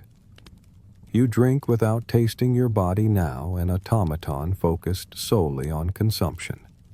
A German officer, surprisingly young and polished in comparison to your own ragged state, speaks with an air of authority that felt jarringly out of place. He speaks of transfer camps of the sick being treated. You don't believe him. No one does. When he called for skilled tradesmen, only a few hands rise reluctantly. That's the last you see of him. You are led to the barracks, long, low buildings of scrap wood and frost, their cots covered with thin, threadbare blankets. The pervasive smell is gangrene, a sickly, sweet stench that permeates everything. You lay down, not truly sleeping, but floating in a kind of waking stupor. Your daily routine begins. Wake soup line up medicine, a fleeting hope for your foot, for the fever that burns in your comrades. The cold is constant, inescapable, an enemy both inside and out. You layer what clothes you have, huddle with strangers who have in this shared misery become a new kind of family. A medic visits a thin woman with red cheeks, not cruel, just tired. She checks your foot, cleaning it with a harsh antiseptic that hurts more than the wound itself. But you thank her. You thank her for the fleeting touch of human kindness. The man next to you dies in his sleep, no ceremony, just the scrape of his body across the floorboards as he is removed. You remember this. You add, sound of boots in the snow to your mental list, beginning to forget things, small precious details of a life that once was. Your foot, despite everything, got worse, slowly, inexorably. But then, better rags appeared, some donated socks, a small, quiet act of charity. The chocolate man, your panzer comrade, he's still there. He shares his meager bread, and sometimes he carves delicate shapes into the barracks walls. Flowers, trees, a window, a glimpse of something other than this grim reality. Then a whisper, a call. New group being released. Prisoner exchange, politics. You don't dare to hope. But then the departure. You are led out through the gate into a truck.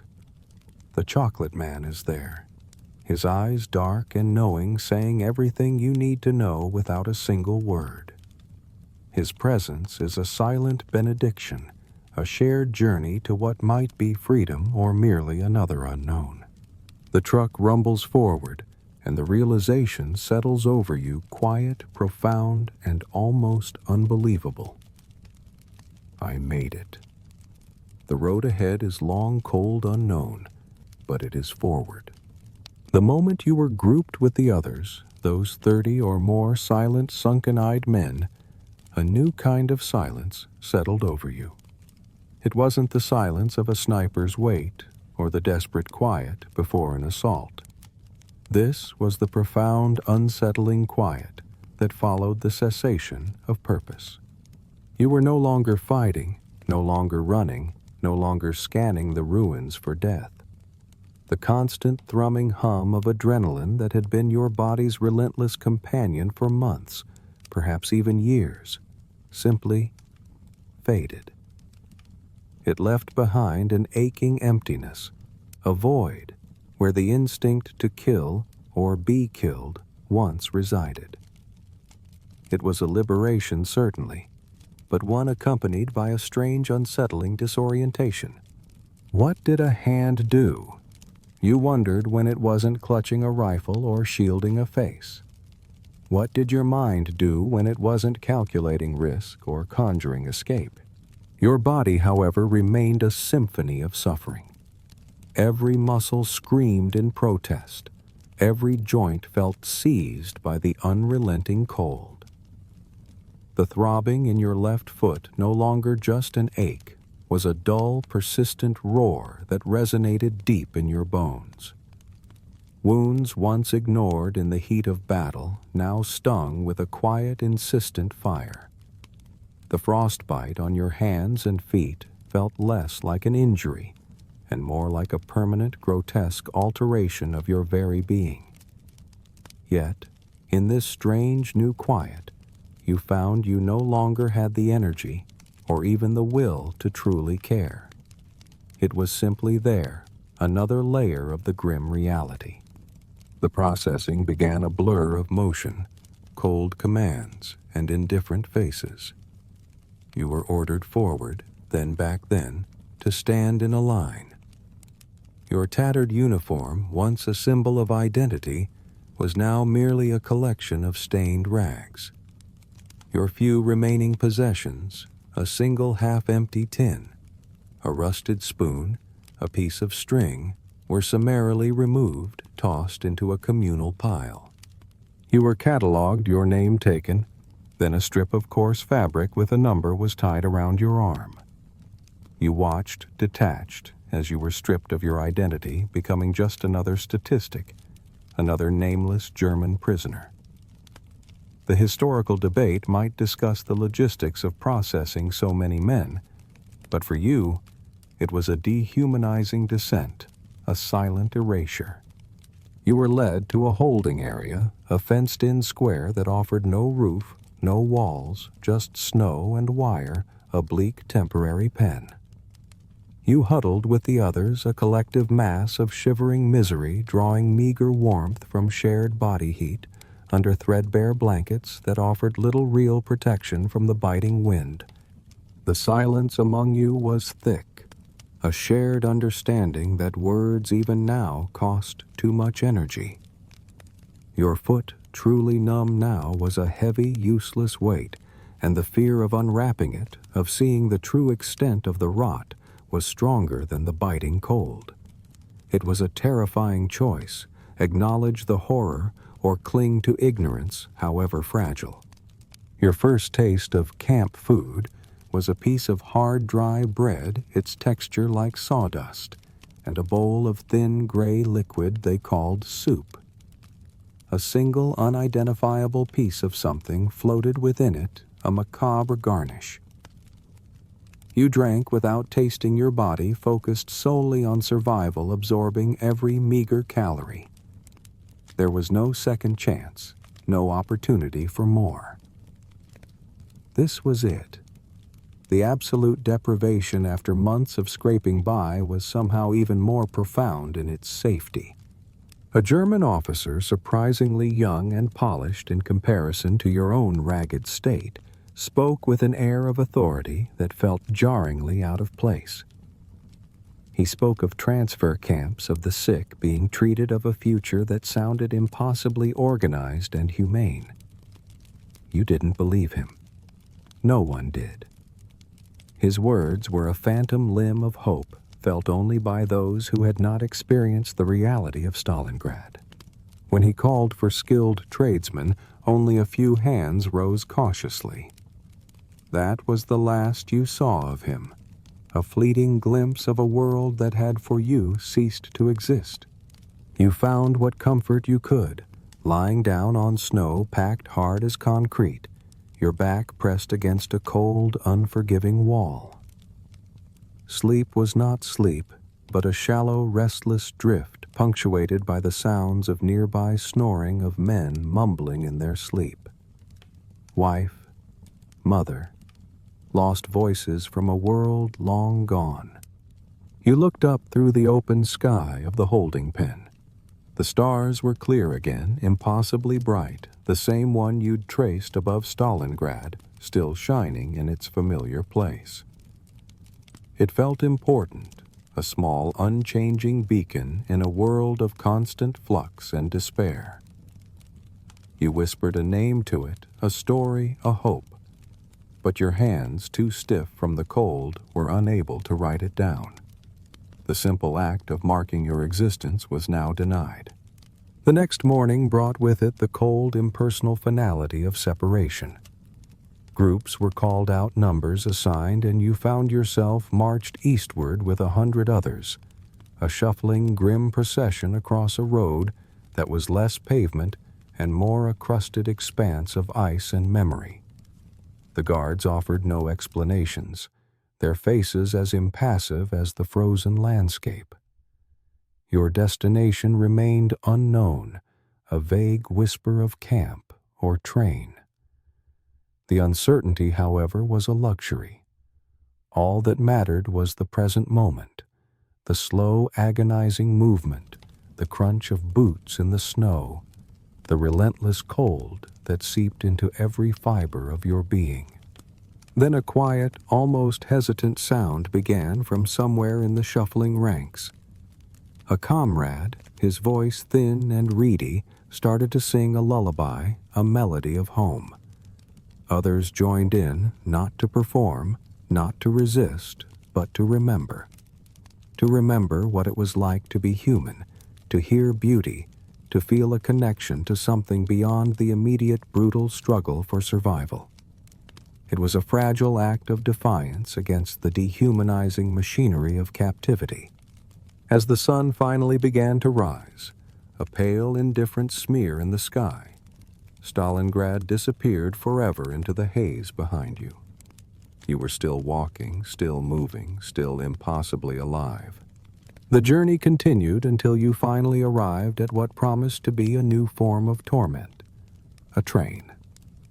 Not a passenger train, certainly not one designed for human comfort, but a series of boxcars repurposed for livestock, now packed with men. There was no insulation, no seats, no heating of any kind. Many of the doors were missing, leaving gaping holes that let in the biting wind, and the metal walls were scarred with bullet holes, grim reminders of past struggles. Yet there was a strange, perverse relief simply to stop walking to escape the ceaseless, painful march. You were crammed 40 to a car pressed shoulder to shoulder, collapsing into piles of limbs, a tangled mass of shivering bodies. A thin layer of straw covered the floor, already reeking of vomit and human waste. But even that felt like a sanctuary, a meager barrier against the unyielding cold of the steel floor. The journey within these boxcars lasted for days, an endless, timeless expanse. There were no windows, no clocks, only constant darkness broken occasionally by the harsh glare of a guard's lantern. You found yourself counting the breaths of the men around you, a grim private tally, to confirm they were still alive, still there. Your foot, the left one, had become nearly useless, the numbness giving way to the insidious, undeniable creep of rot. You tried to hide the smell, to talk to it in your mind, begging it to hold out just a little longer. Food arrived once a day, a thin, watery soup spooned directly into your cupped hands. There was no second chance if you missed it, no extra portions. You saw men trading scraps, stealing from one another, and once a horrifying scene, a man stabbing another over a single coveted piece of bread crust. The guards simply watched impassive, their faces devoid of intervention. The historical quantification debate you vaguely recall often questions how many German soldiers died during these transports from Stalingrad to Siberia, from freezing, from starvation, or from simply giving up.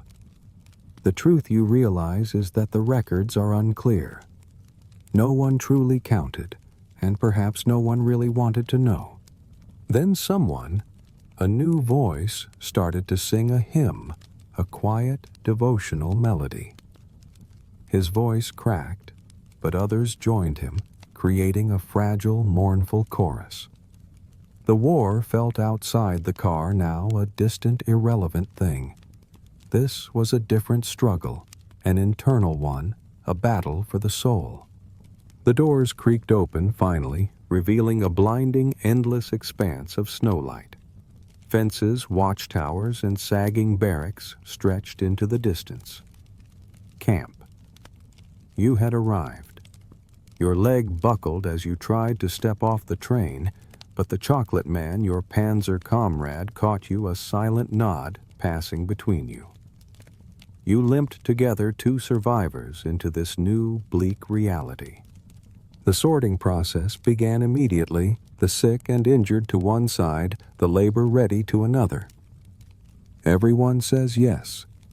You heard someone whisper, no matter what you are asked. You affirmed your fitness, your ability to work a small lie in a world of inescapable truths. You were led to your barracks, long, low buildings of scrap wood and frost, their cots covered with thin, threadbare blankets. The pervasive smell is gangrene, a sickly, sweet stench that permeates everything.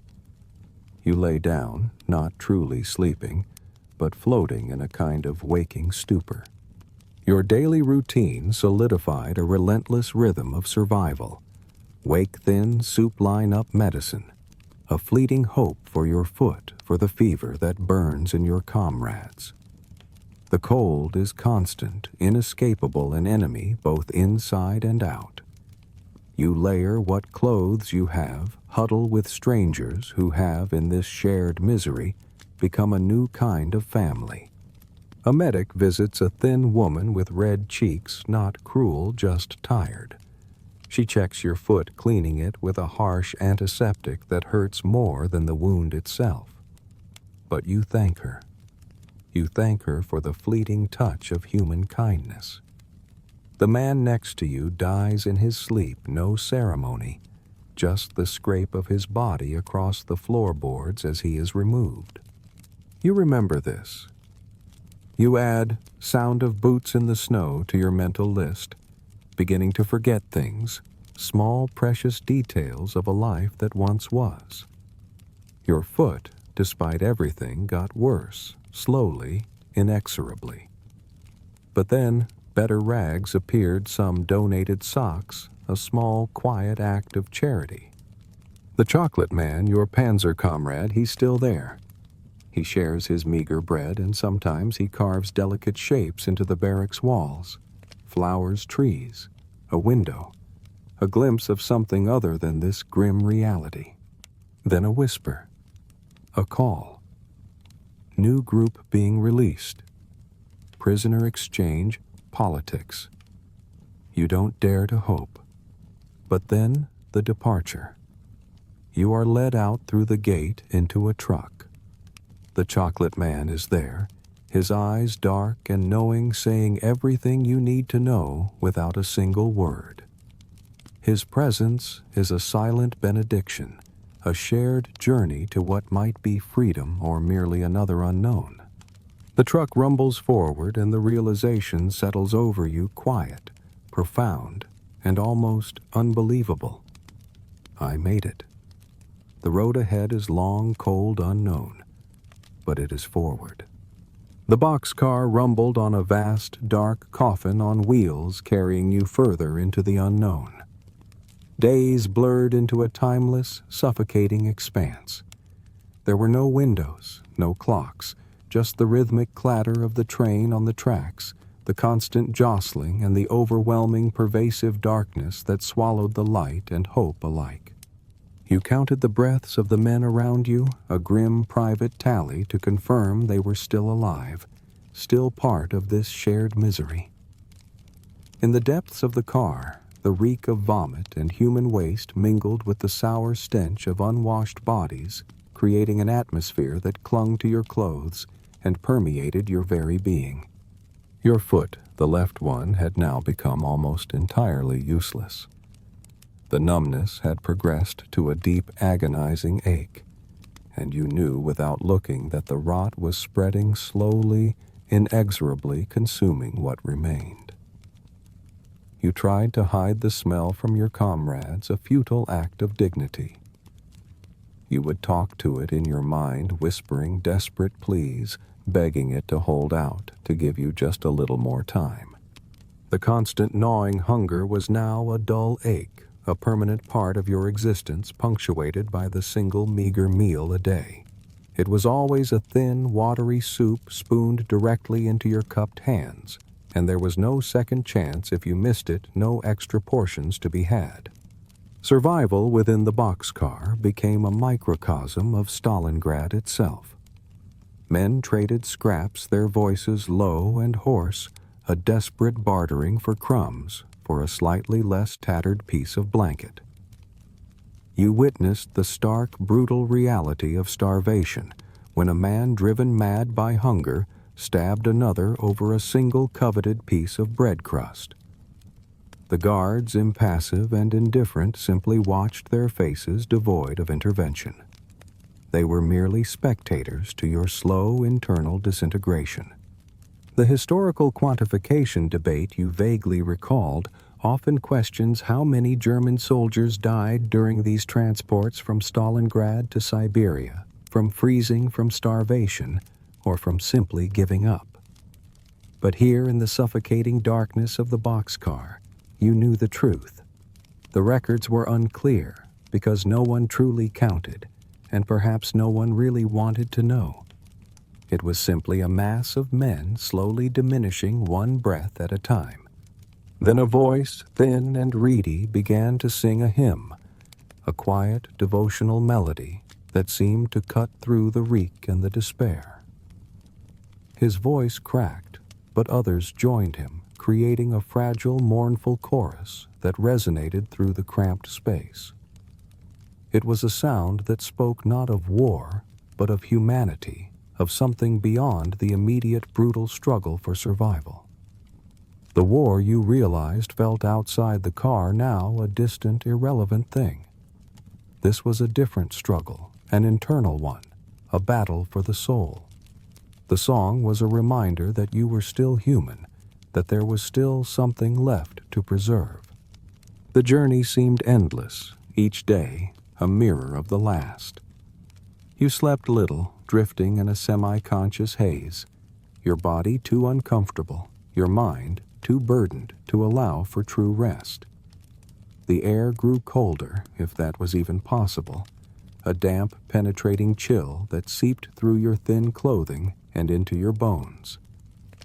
The sounds of coughing and wheezing from the other men became a constant background drone, occasionally punctuated by a silence that signaled another life had quietly slipped away.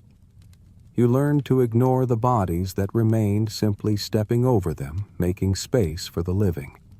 Finally, after what felt like an eternity, the doors creaked open, revealing a blinding, endless expanse of snowlight. Your eyes, accustomed to the perpetual darkness, stung with the sudden assault of brightness. Fences, watchtowers, and sagging barracks stretched into the distance, stark silhouettes against the bleak white landscape. Camp. You had arrived. Your leg buckled as you tried to step off the train, your left foot a dead weight, but the chocolate man, your Panzer comrade, caught you, a silent nod passing between you. You limped together, two survivors, into this new, bleak reality. The sorting process began immediately, a cold, efficient separation. The sick and injured were directed to one side, the labor-ready to another. Everyone says yes. You heard someone whisper, no matter what you are asked.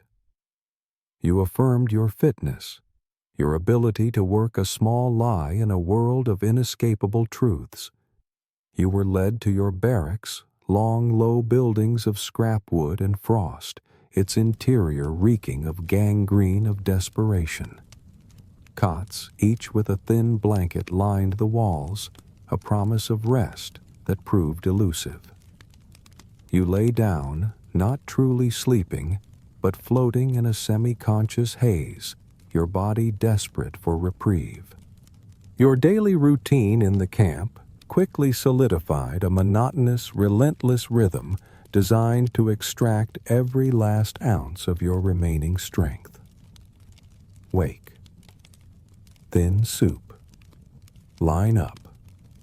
Medicine if you were lucky enough to be deemed worthy.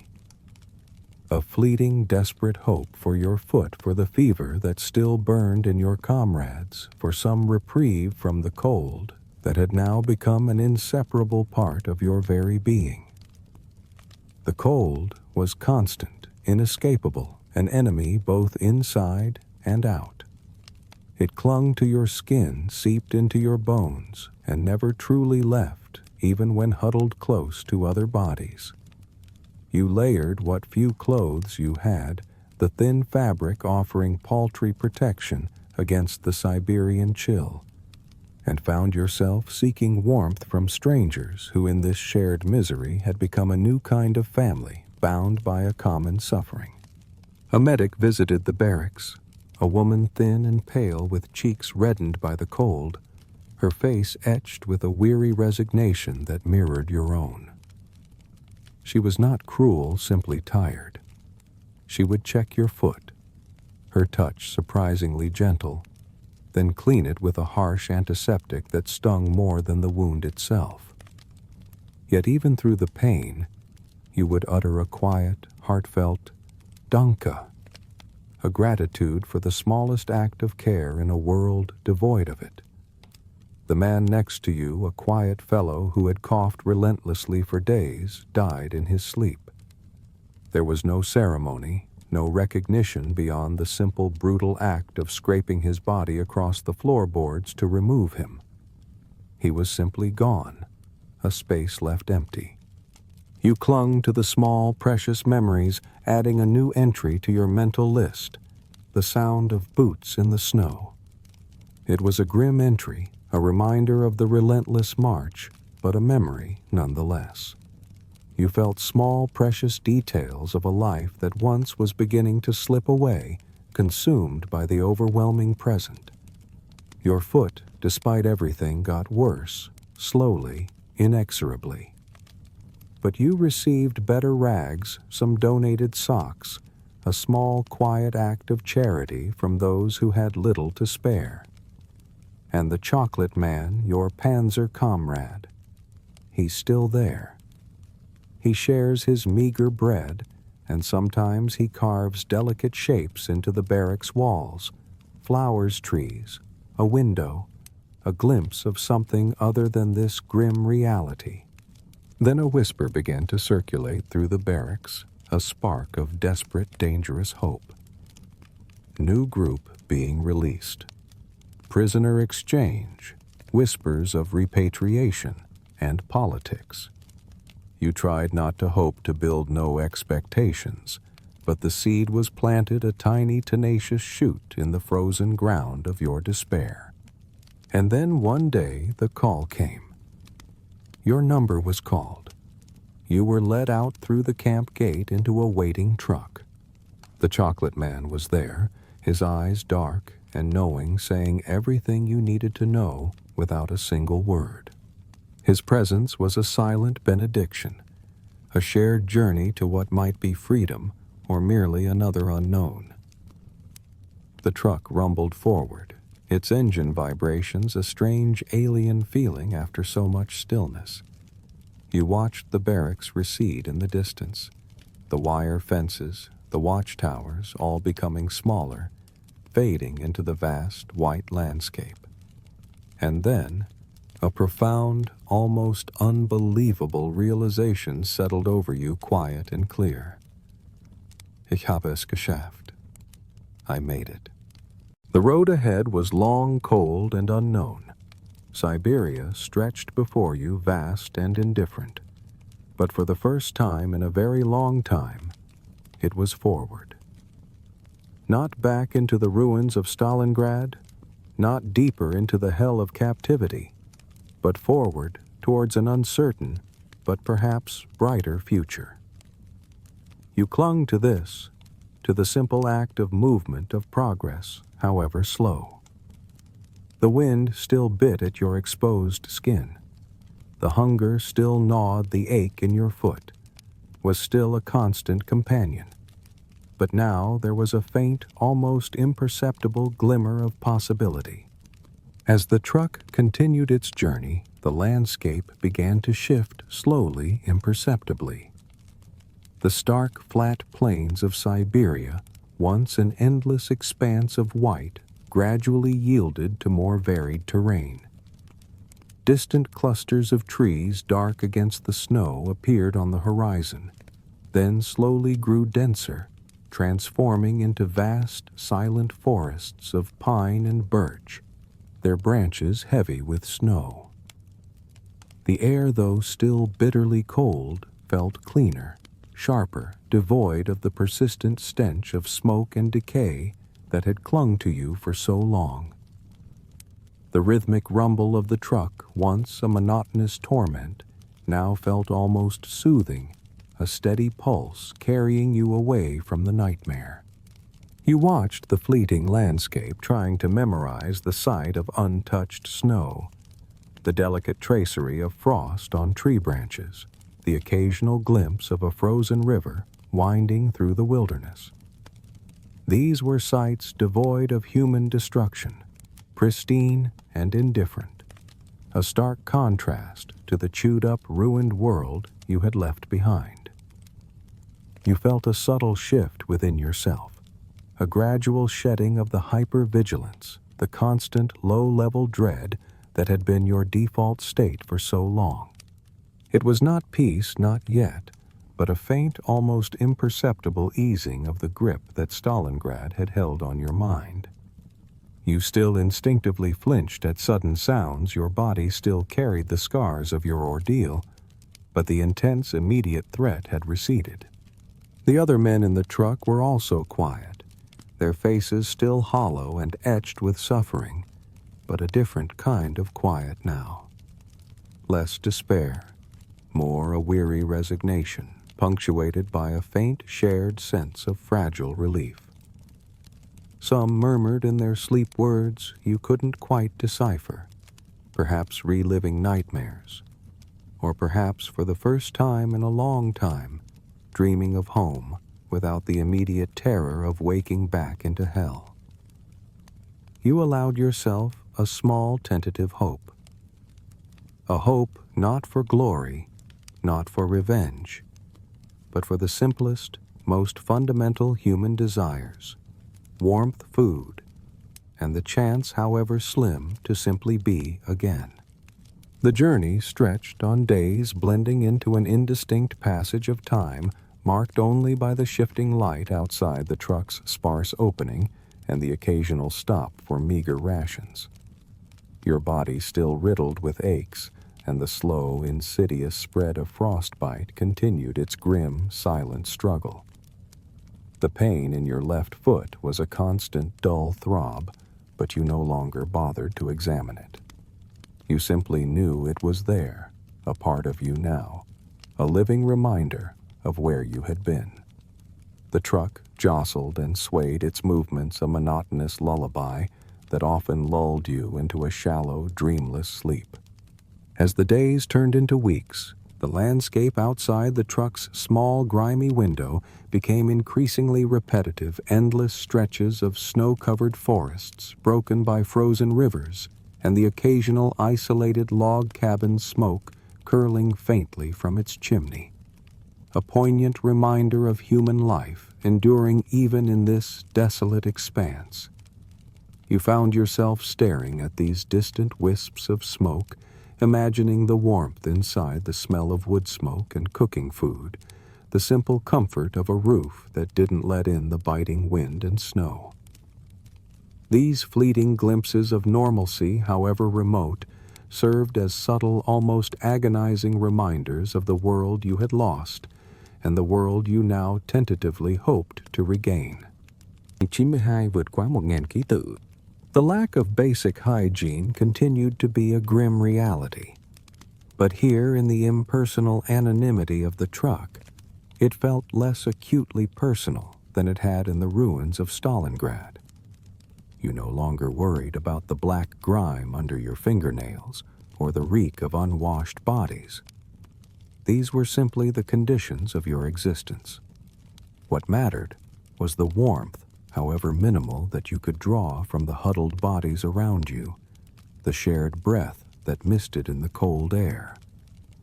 The faint metallic taste of hunger was a constant companion, but it was a more generalized, less frantic ache than the ravenous, desperate hunger you had known in the city. You had learned to exist on impossibly little, your body adapting to a state of perpetual scarcity. Sometimes at night, when the truck was still and the guards were quiet, a comrade would hum a tune, a melody from a German folk song, or perhaps a lullaby. It was never a rousing tune, never a marching song. Always something soft, wistful, carrying a deep undercurrent of longing and sorrow. And you would join in a low, guttural murmur, your voice raw with disuse, but finding a strange, shared comfort in the collective sound. It was a fleeting moment of connection, a reminder that you were not entirely alone in this desolate landscape. These shared, quiet moments became the new rituals of your existence, small acts of human connection that defied the vast impersonal emptiness of your captivity. The political realities of your situation were vague, distant whispers that filtered through the truck. Repatriation, prisoner exchange, peace talks. These were abstract concepts, words spoken by men in distant offices, words that held little meaning for men whose daily reality was defined by hunger, cold, and uncertainty. You had learned not to trust hope too readily. It was a dangerous emotion, one that could shatter with agonizing swiftness. Instead, you focused on the present moment, on the simple fact that you were still breathing, still moving forward. Occasionally, the truck would stop at a small isolated camp. usually nothing more than a few rough barracks and a barbed wire fence. Here, you might get a slightly larger portion of thin soup or a piece of hard, moldy bread. You would see other prisoners, their faces bearing the same gaunt, haunted look as your own, their eyes reflecting the same weariness. They were men from other units, other battles, all caught in the same vast, impersonal web of war. A silent camaraderie existed among you, a shared understanding that transcended language or rank. You were all survivors, all living proofs of a hell that few could imagine. The realization that you had survived Stalingrad was a slow, creeping understanding. It wasn't a triumphant feeling, but a quiet, almost numb acceptance. There was no joy, no sense of victory, only a profound weariness and a deep, abiding gratitude for the simple fact of being alive. The battle had taken so much from you, stripped away layers of identity, leaving only the raw, exposed core of survival. And now, on this long, cold journey into the unknown, you began the slow, painful process of trying to remember who that person was before the ice, the ruin, and the silence of Stalingrad. The seemingly endless journey by boxcar eventually gave way to another mode of transport, a forced march across frozen terrain alternating with periods of being packed onto open-backed trucks exposed to the biting wind. The destination remained a mystery, a vague whispered term like labor camp or kolkhoz. All you knew was that you were still moving eastward, deeper into a vast, indifferent land that seemed to stretch forever. The cold intensified with each passing day, a relentless, pervasive force that seeped into your bones, settling into a deep internal ache that never fully receded. Your breath, a constant cloud of vapor, served as a grim reminder of the frigid air you inhaled with every shallow gasp. The men around you, your silent companions in suffering, continued to thin.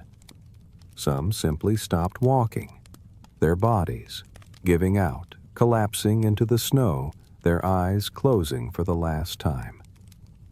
Others succumbed to the rampant diseases that swept through the columns, their coughs growing wetter, their wheezing more pronounced, until they too fell silent. There was no ceremony, no burial. They were simply left behind, their bodies quickly consumed by the snow, becoming indistinguishable from the landscape, another testament to the brutal, impersonal nature of your captivity. The historical quantification debate regarding the number of German soldiers who died during these transports, those from Stalingrad to Siberia, from freezing, from starvation, from sheer giving up, felt increasingly irrelevant.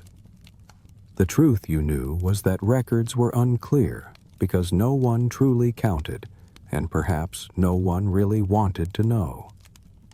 You simply watched, internalized, and kept moving. Food was always on your mind, a constant gnawing hunger that manifested not as a frantic craving, but as a dull, pervasive ache in your gut. The daily ration was meager. A small piece of black bread, often moldy or petrified, and a cup of thin, tasteless soup. You would eat it slowly, methodically, prolonging the experience, savoring every crumb, every tepid drop. The flavor was secondary. It was the caloric content, however small, that mattered. You found yourself meticulously scraping the inside of the tin with your finger, licking your hands clean, desperate to absorb every single atom of sustenance. The raw, desperate bartering continued, though, with fewer and fewer items left to trade. A half-smoked cigarette for a crust of bread, a tattered sock for a mouthful of frozen water. Survival had stripped away all pretenses of civility, leaving only the primal instinct to acquire. The journey was punctuated by brief, harrowing stops. Sometimes you would be ordered off the truck, made to stand in the freezing open air for hours, while guards, their faces impassive, conducted seemingly pointless checks, or simply watched you shiver. You learned to conserve every flicker of warmth, tucking your hands into your armpits, huddling closer to your comrades, even if their bodies were little more than shivering skeletons. The psychological toll continued to mount. Your dreams, when they came, were often distorted, fragmented images of home, mingled with the pervasive dread of Stalingrad. You might dream of your mother's warm kitchen, only for the scent of baking bread to be replaced by the acrid smell of burning ruins. You might see your dog wagging its tail, only for its bark to transform into the distant rumble of artillery. Sleep offered little escape, only another battleground for your tormented mind. Yet even in this profound desolation, small acts of human resilience, of connection, persisted. The chocolate man, your Panzer comrade, was always there, a steady, silent presence. He would share his meager bread, sometimes breaking off a piece from his own tiny ration, a silent gesture of solidarity that spoke volumes.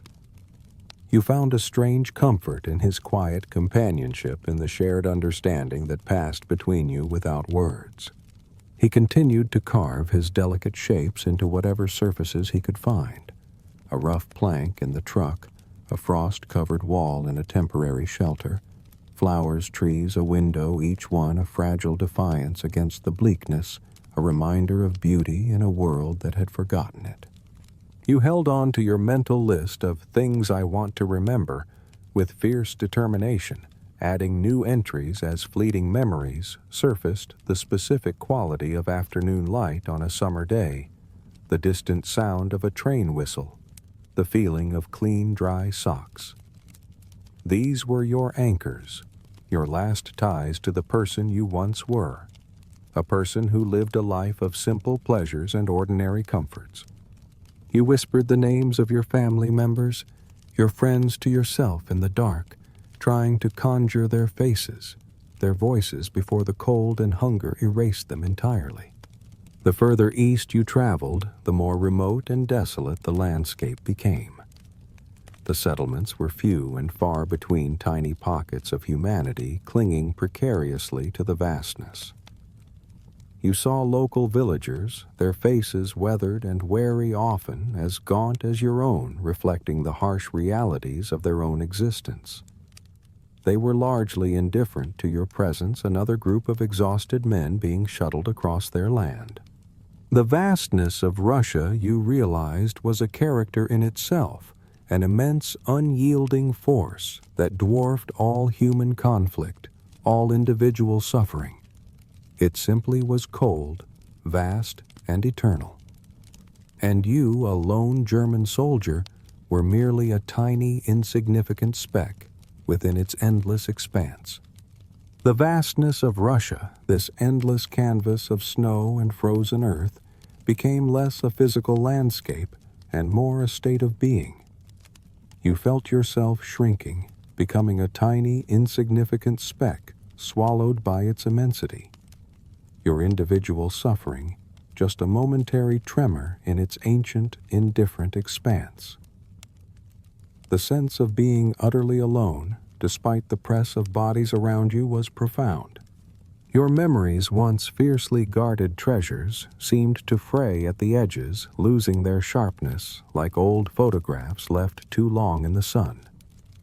The precise shade of green of your mother's curtains, the specific sound of a bicycle bell on a spring morning, these details began to slip away, replaced by the omnipresent gray of the sky and the crunch of snow underfoot. It was a terrifying erosion, the slow fading of the very fabric of who you were. Camp life settled into a brutal, monotonous rhythm, each day a mirror of the last. Wake before dawn, the air so cold it felt like a physical blow to the lungs. The ritual of the thin, watery soup, often served with a piece of frozen bread so hard it threatened to crack your remaining teeth. Then the interminable hours of forced labor. It might be felling trees in the unforgiving taiga, the cold so intense that the axes themselves would stick to your bare hands if you weren't careful. Or perhaps it was digging endlessly, digging through permafrost that resisted every swing of the pickaxe, turning your muscles into screaming knots of pain. Your body became a tool stripped of its will, moving on instinct alone. You learned to pace yourself, to move just fast enough to avoid the guard's attention, but slow enough to conserve every precious calorie, every flicker of energy. The hunger was a constant gnawing presence, a hollow ache in your gut that never truly went away. It mutated from a desperate craving into a dull background hum, a permanent condition of your existence. You became intimately familiar with every sensation of starvation, the lightheadedness, the dizzy spells, the way your body would consume itself, drawing on every last reserve. Water was precious too often, little more than melted snow tasting of dirt and the metallic tang of rust from the communal bucket. But you drank it anyway, forcing it down your body, a desperate, uncomplaining vessel. The diseases, too, were a relentless enemy. Dysentery swept through the barracks, leaving men weakened and utterly drained. The coughs that once started as dry rasps now sounded wet, rattling, often accompanied by flecks of blood. Fevers flared, turning men into delirious shadows, their eyes vacant, their bodies racked by uncontrollable shivering. There was little medical care, only the occasional visit from a weary medic, her face etched with the same suffering as your own. She would offer a meager supply of aspirin, a few rough bandages, and sometimes a quiet, almost imperceptible nod of shared understanding. Her touch when she cleaned your wounds or checked your frostbitten feet was still painful, but it was also a reminder of human contact, of a world where care, however fleeting, still existed. Your left foot continued its slow, agonizing decay. The numbness had given way to a deep throbbing pain, a constant reminder of the cold that had invaded your very flesh. You had seen comrades lose toes, then whole feet, the black withered flesh simply snapping off like dry twigs. The fear was always there, a cold knot in your stomach, but you had learned to compartmentalize it, to push it to the back of your mind. It was a grim race against time. Would you survive long enough for the frostbite to claim you entirely, or would some other fate intervene? Yet even in this abyss of suffering, small acts of defiance of connection persisted.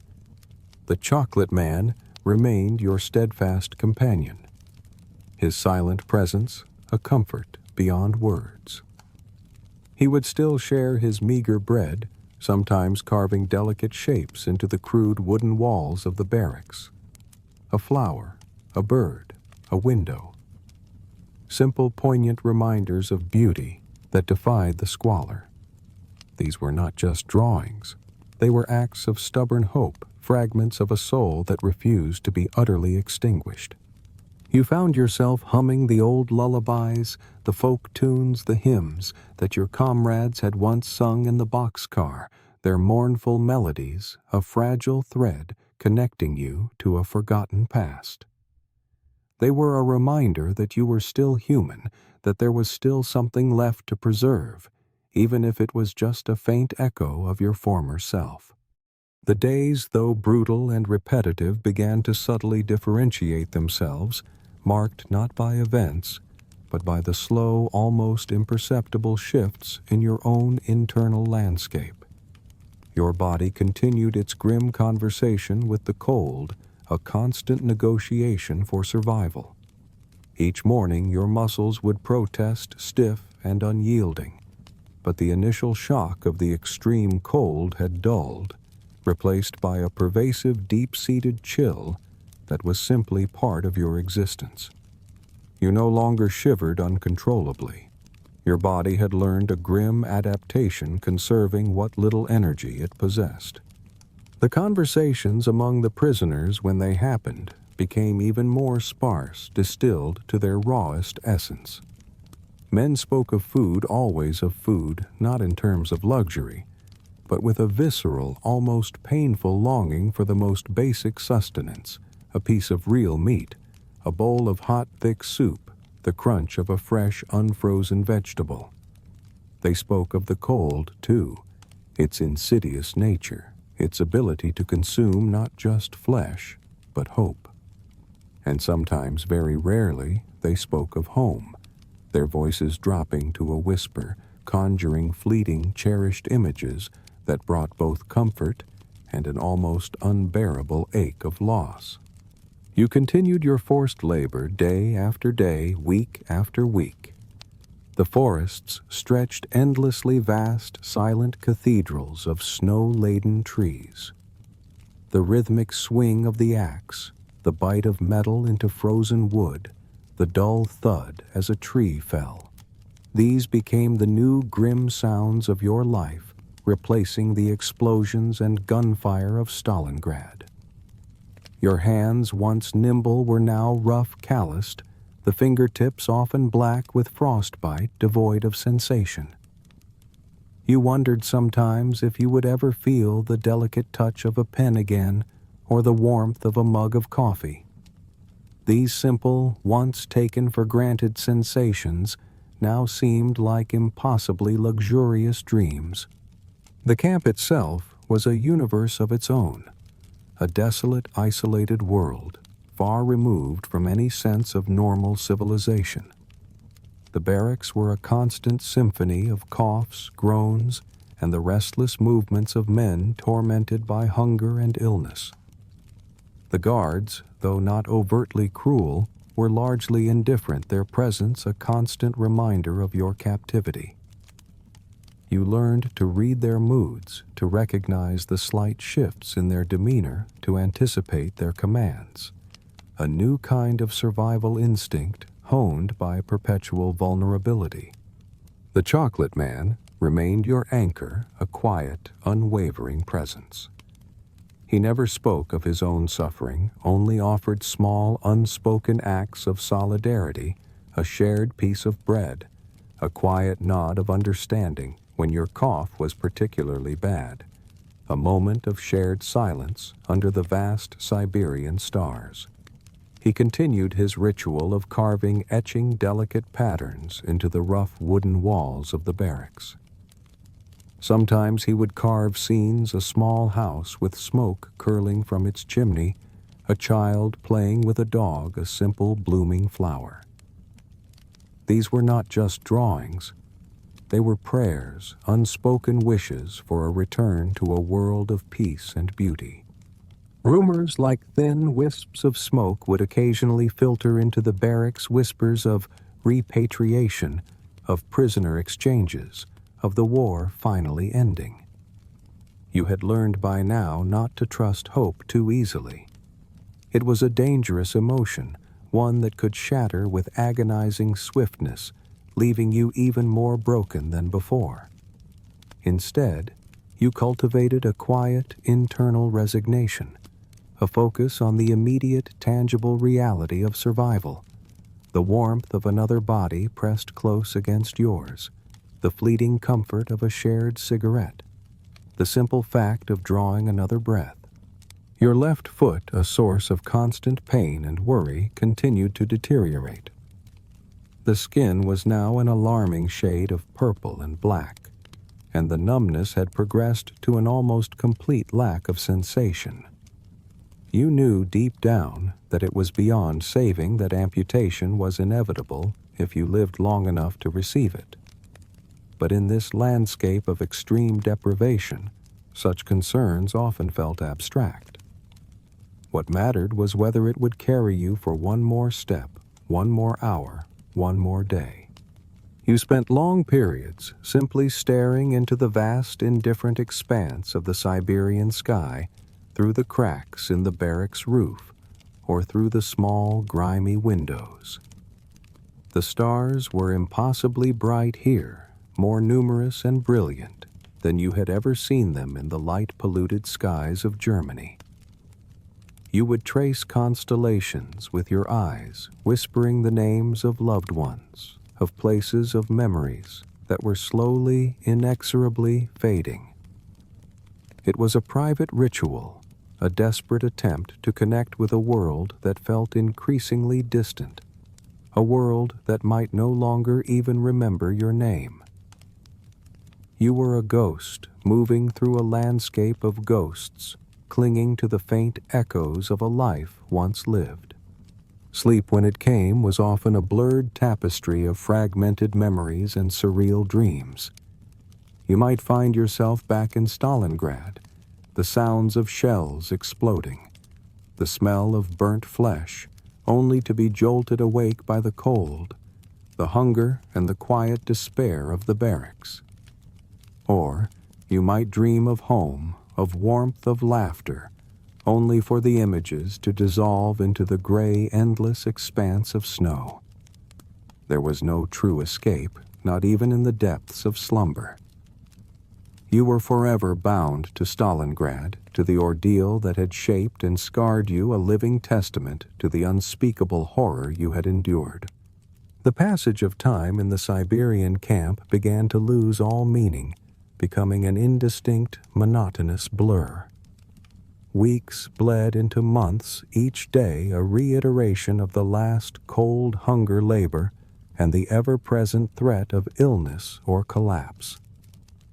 Your body, now a collection of aches and persistent numbness, felt more like a machine perpetually running on the fumes of sheer will. The individual quirks and personalities of your comrades, once distinct, began to fade, subsumed by a collective weariness that flattened all expressions of individuality. You were all just men surviving. The daily ritual of receiving food became the central focus of your existence. The small piece of bread, the meager scoop of watery soup, these were not meals, but rations calculated precisely to keep you just on the edge of life.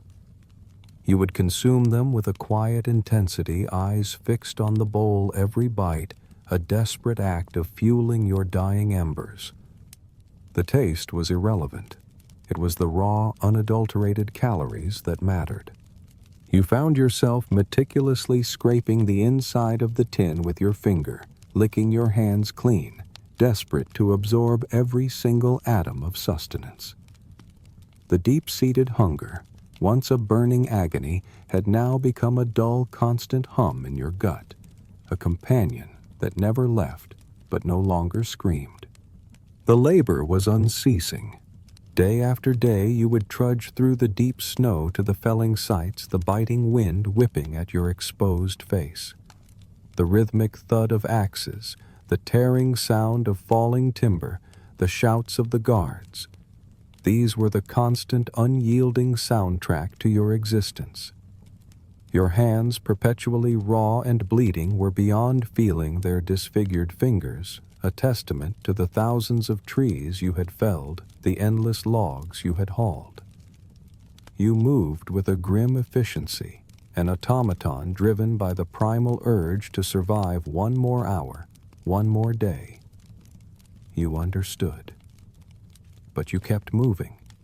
The barracks, your desolate home, remained a microcosm of human endurance and suffering. The air was thick with the pervasive smell of sickness, of unwashed bodies, of damp wood and despair. The coughs and wheezes of your comrades were a constant symphony, occasionally punctuated by the chilling silence that marked another quiet departure.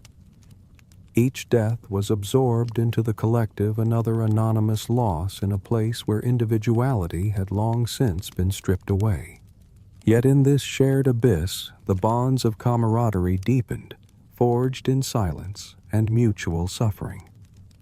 You shared what little warmth you could, your bodies pressed together on the hard bunks, drawing comfort from the simple fact of another beating heart nearby. Your left foot was now a heavy dead weight, its purpling skin cold to the touch. The sensation of pain had almost entirely left it, replaced by a deep, terrifying numbness that hinted at irreversible damage. You knew with a chilling certainty that it was a question of amputation or something worse. But the thought held little terror. It was simply another grim reality, another price to be paid for survival. The chocolate man, your quiet, steadfast companion, continued his artistic endeavors. He would find any smooth surface, a piece of wood, a section of cleaned wall, and with painstaking effort carve or draw a flower, a bird, a small house with smoke curling from its chimney. These were not just doodles. They were acts of resistance, a desperate assertion of beauty and hope in a world designed to crush both. You found yourself looking at them, these simple, poignant images, and for a fleeting moment the weight of the camp would lift, and you would remember a world where such things were commonplace, taken for granted. Rumors, those fragile tendrils of hope, never entirely died. Whispers of repatriation, of prisoner exchanges, of the war being truly over, would occasionally resurface, brought by new arrivals or carried on the thin Siberian wind.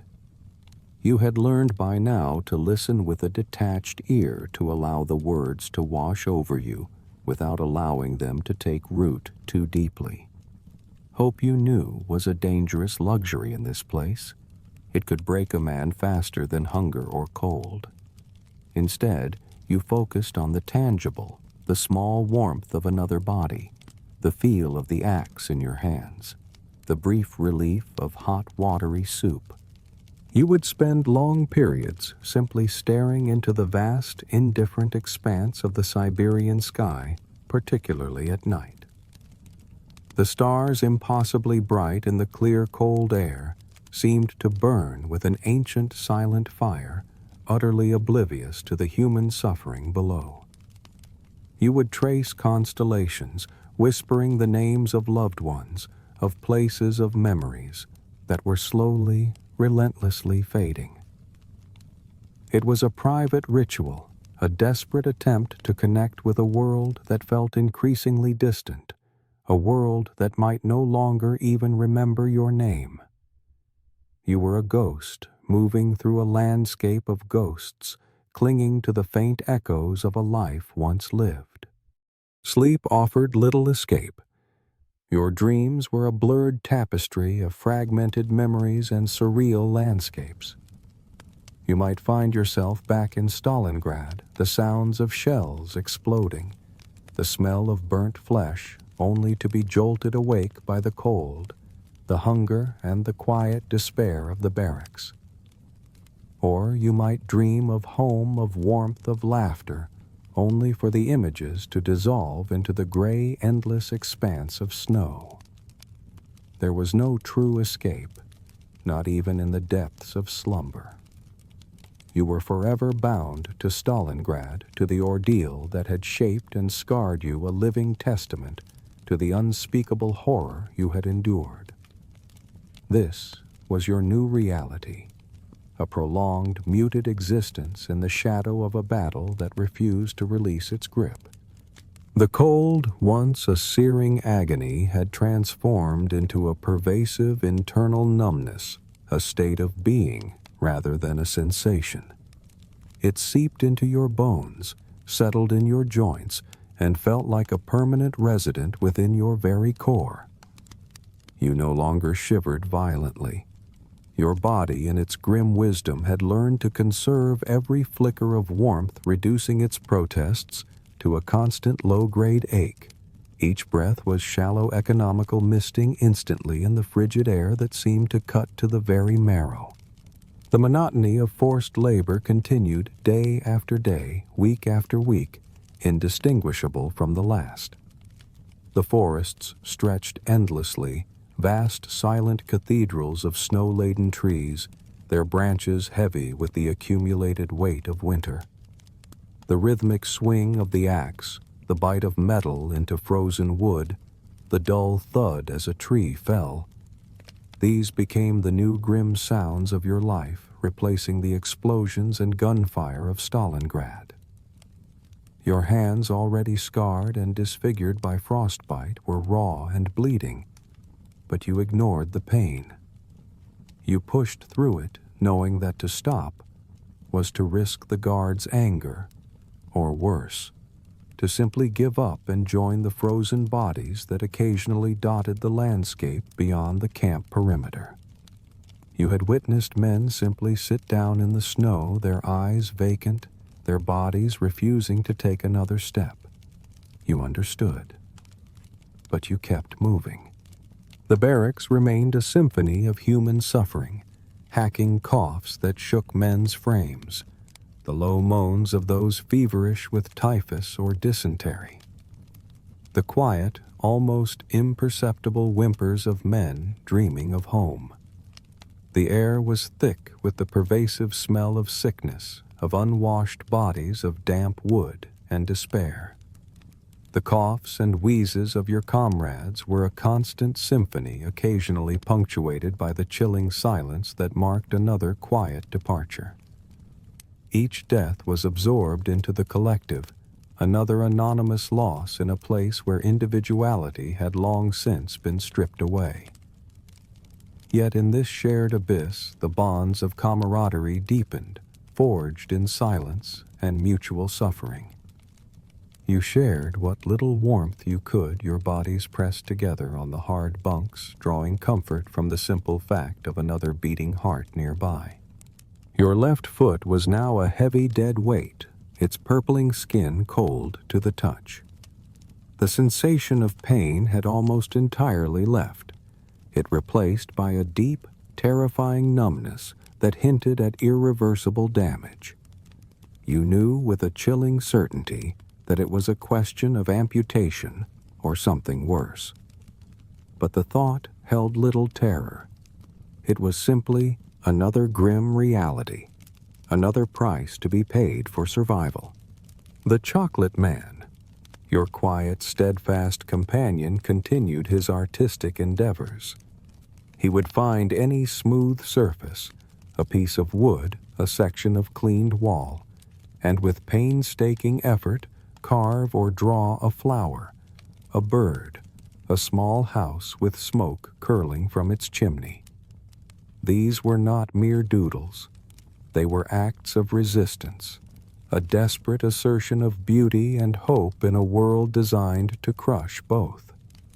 You found yourself looking at them, these simple, poignant images, and for a fleeting moment the weight of the camp would lift, and you would remember a world where such things were commonplace, taken for granted.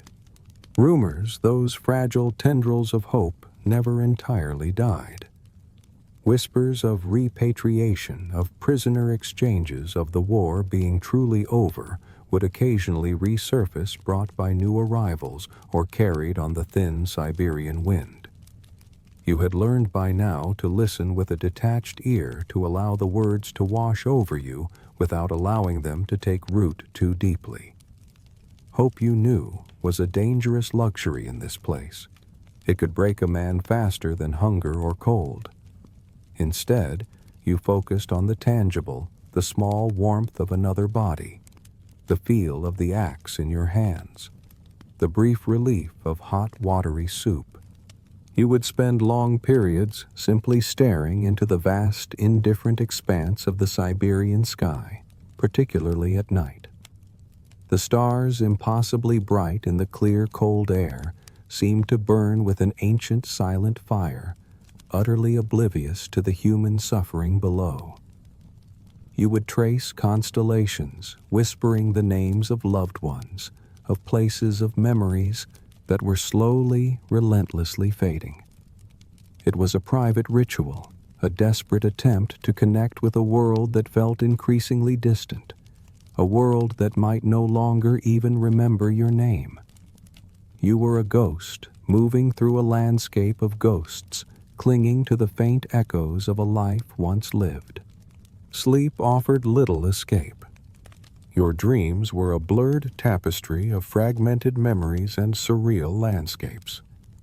You might find yourself back in Stalingrad, the sounds of shells exploding, the smell of burnt flesh only to be jolted awake by the cold, the hunger and the quiet despair of the barracks. Or you might dream of home, of warmth, of laughter, only for the images to dissolve into the gray, endless expanse of snow. There was no true escape, not even in the depths of slumber. You were forever bound to Stalingrad, to the ordeal that had shaped and scarred you, a living testament to the unspeakable horror you had endured. This was your new reality, a prolonged, muted existence in the shadow of a battle that refused to release its grip. The seasons, if they could even be distinguished in this monotonous landscape of perpetual cold, seemed to melt into one another, marked only by the varying intensity of the chill and the thickness of the snow. Your body, a hollowed-out vessel, continued its slow, grim adaptation. The raw, searing pain of frostbite had largely faded from your left foot, replaced by a profound, terrifying numbness. It was simply a dead weight, a limb that no longer belonged to you, its very existence, a chilling testament to the brutal cost of survival. You learned to move around it, favoring your right side, a subtle limp, becoming a permanent part of your gait. The daily labor in the forests was relentless, a back-breaking struggle against the elements and the sheer scale of the task. The sound of axes biting into frozen timber, the groans of falling trees, the shouts of the guards. These were the constant, unyielding soundtrack to your existence. Your hands, perpetually raw and bleeding, were beyond feeling their disfigured fingers, a testament to the thousands of trees you had felled, the endless logs you had hauled. You moved with a grim efficiency, an automaton driven by the primal urge to survive one more hour, one more day. The barracks, your desolate home, remained a microcosm of human endurance and suffering. The air was thick with the pervasive smell of sickness, of unwashed bodies, of damp wood and despair. The coughs and wheezes of your comrades were a constant symphony, occasionally punctuated by the chilling silence that marked another quiet departure. Each death was absorbed into the collective, another anonymous loss in a place where individuality had long since been stripped away. Yet in this shared abyss, the bonds of camaraderie deepened, forged in silence and mutual suffering. You shared what little warmth you could, your bodies pressed together on the hard bunks, drawing comfort from the simple fact of another beating heart nearby. The chocolate man remained your steadfast, silent companion. He continued his quiet acts of artistry, finding whatever scraps of wood or smoothed stone he could painstakingly carving small, delicate figures, a bird in flight, a single perfect flower, a simplified image of a home with smoke curling from its chimney. These were not just carvings. They were anchors to a forgotten world, fragile symbols of beauty and hope that stubbornly resisted the overwhelming bleakness. You would watch him, sometimes mesmerized by the delicate precision of his movements, finding a strange, quiet solace in his unwavering dedication to these small acts of creation. The whispers of repatriation and prisoner exchanges persisted like faint echoes on the distant wind. Sometimes a new group of prisoners would arrive, their faces bearing the fresh horror of more recent battles, and with them new rumors, new fragments of hope. But you had learned by now a deep, ingrained skepticism. Hope was a dangerous, volatile thing capable of inflicting more pain than the cold or hunger when it inevitably shattered.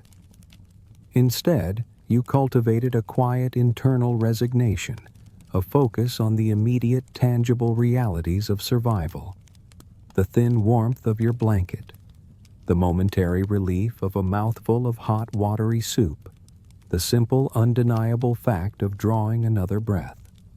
Your mental list of things I want to remember grew longer, but also more abstract, less specific. The sensory details began to blur, replaced by broader concepts. The feeling of sun, the sound of clean water, the quiet of a real house. The faces of loved ones, once so vivid, began to soften at the edges, their features indistinct, like old photographs fading in the light. It was a terrifying, inexorable erosion of your very identity, a slow, quiet unraveling of the threads that connected you to your past. You were becoming less a person who had a life before, and more a man who simply existed solely defined by the ordeal he had endured. The vast, indifferent expanse of the Siberian sky remained your constant companion, particularly at night. The stars, impossibly bright in the clear, cold air, seemed to burn with an ancient, silent fire, utterly oblivious to the human suffering below. You would trace constellations whispering the names of loved ones, of places, of memories that were slowly, relentlessly fading. Môn tá vượt quá 1.000 ký tự.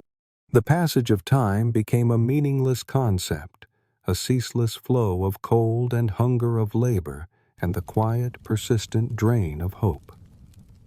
Your body, now a collection of numbed extremities and aching bones, moved with a grim, mechanical purpose.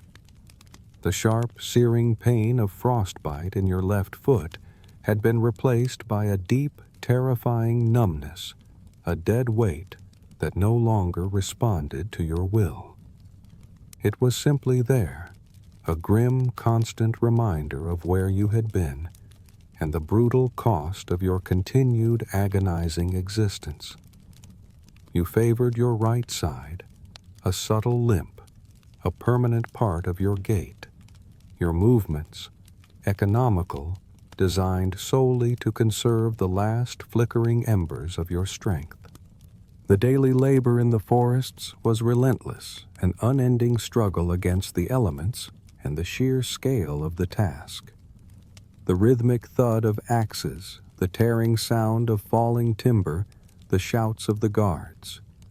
These were the constant, unyielding soundtrack to your existence. Your hands, perpetually raw and bleeding, were beyond feeling their disfigured fingers a testament to the thousands of trees you had felled, the endless logs you had hauled. You moved with a grim efficiency, an automaton driven by the primal urge to survive one more hour, one more day.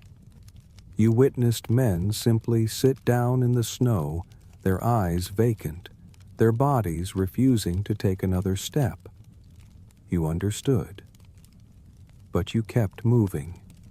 The barracks, your desolate home, remained a microcosm of human endurance and suffering. The air was thick with the pervasive smell of sickness, of unwashed bodies, of damp wood and despair.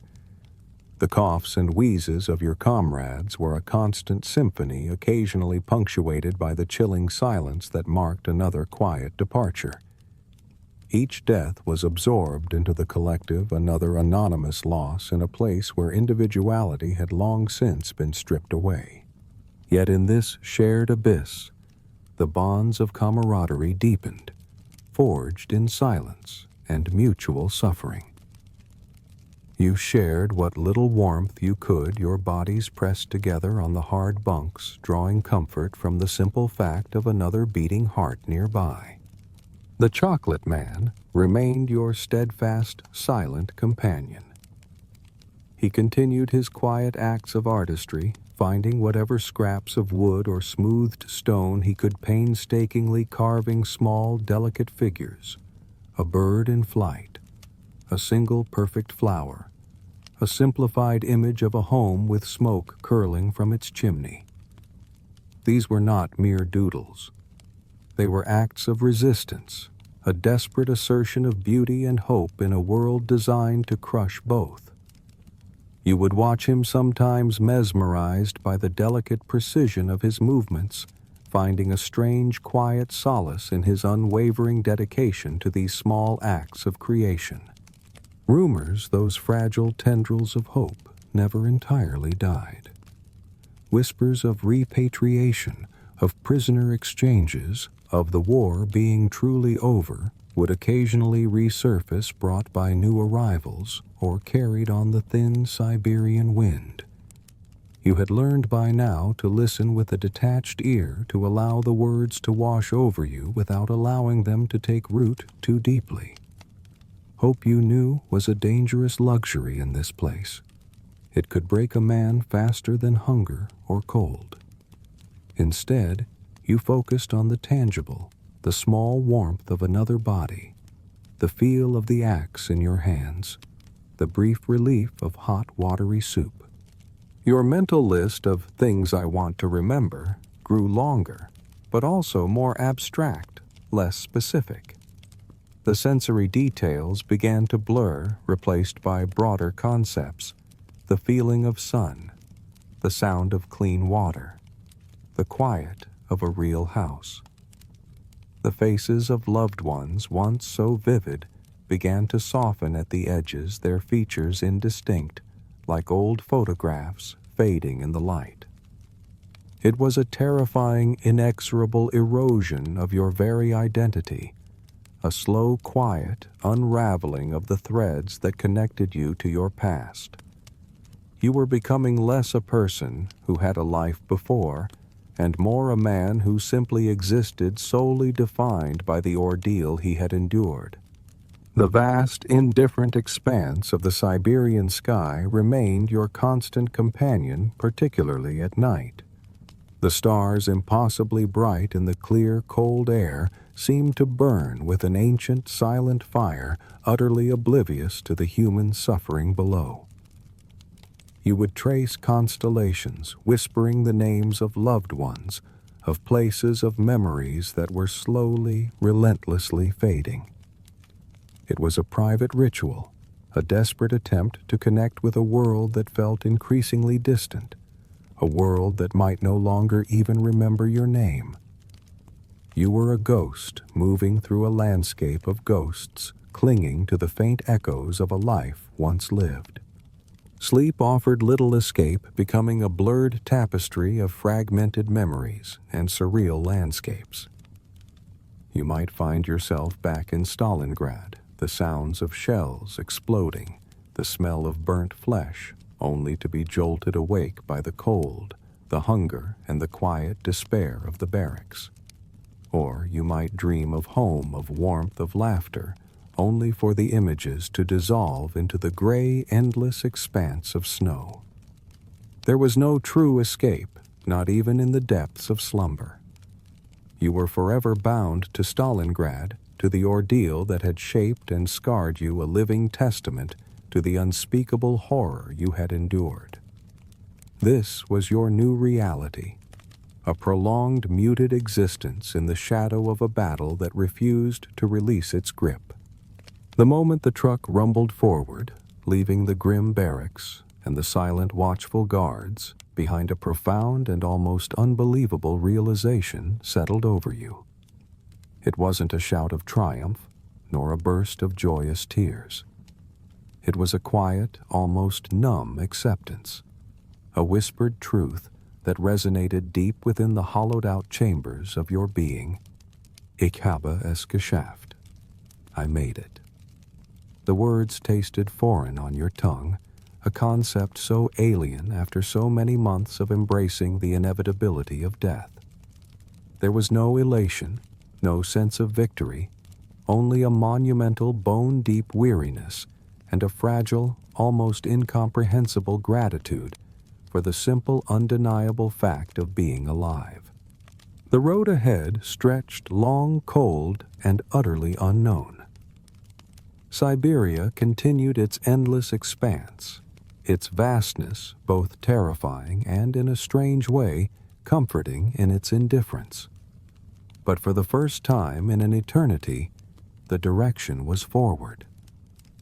Not back into the chewing maw of Stalingrad, not deeper into the hell of captivity, but forward towards an uncertain future that for the first time held the faintest glimmer of possibility. You clung to the simple act of movement, of progress, however slow, however painful. The wind still bit at your exposed skin, the hunger still gnawed, and the ache in your foot was a constant screaming companion. But now there was a faint, almost imperceptible glimmer of possibility, a horizon that hinted at something other than unending despair. As the truck continued its monotonous journey, the landscape began to slowly, subtly shift. The stark, flat plains of Siberia, once an endless expanse of brutal white, gradually yielded to more varied terrain. Distant clusters of trees, dark silhouettes against the snow, appeared on the horizon, then slowly grew denser, transforming into vast, silent forests of pine and birch, their branches heavy with the accumulated weight of the snow. The air, though still bitterly cold, felt cleaner, sharper, devoid of the persistent stench of smoke and the cloying smell of decay that had clung to you for so long. The rhythmic rumble of the truck, once a monotonous torment, now felt almost soothing, a steady pulse carrying you away from the nightmare. You watched the fleeting landscape trying to etch into your memory the sight of untouched snow, the delicate tracery of frost on tree branches, the occasional glimpse of a frozen river winding through the wilderness.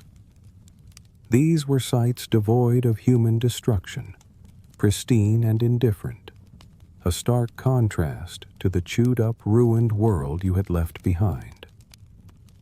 You felt a subtle shift within yourself, a gradual shedding of the hypervigilance, the constant low-level dread that had been your default state for so long.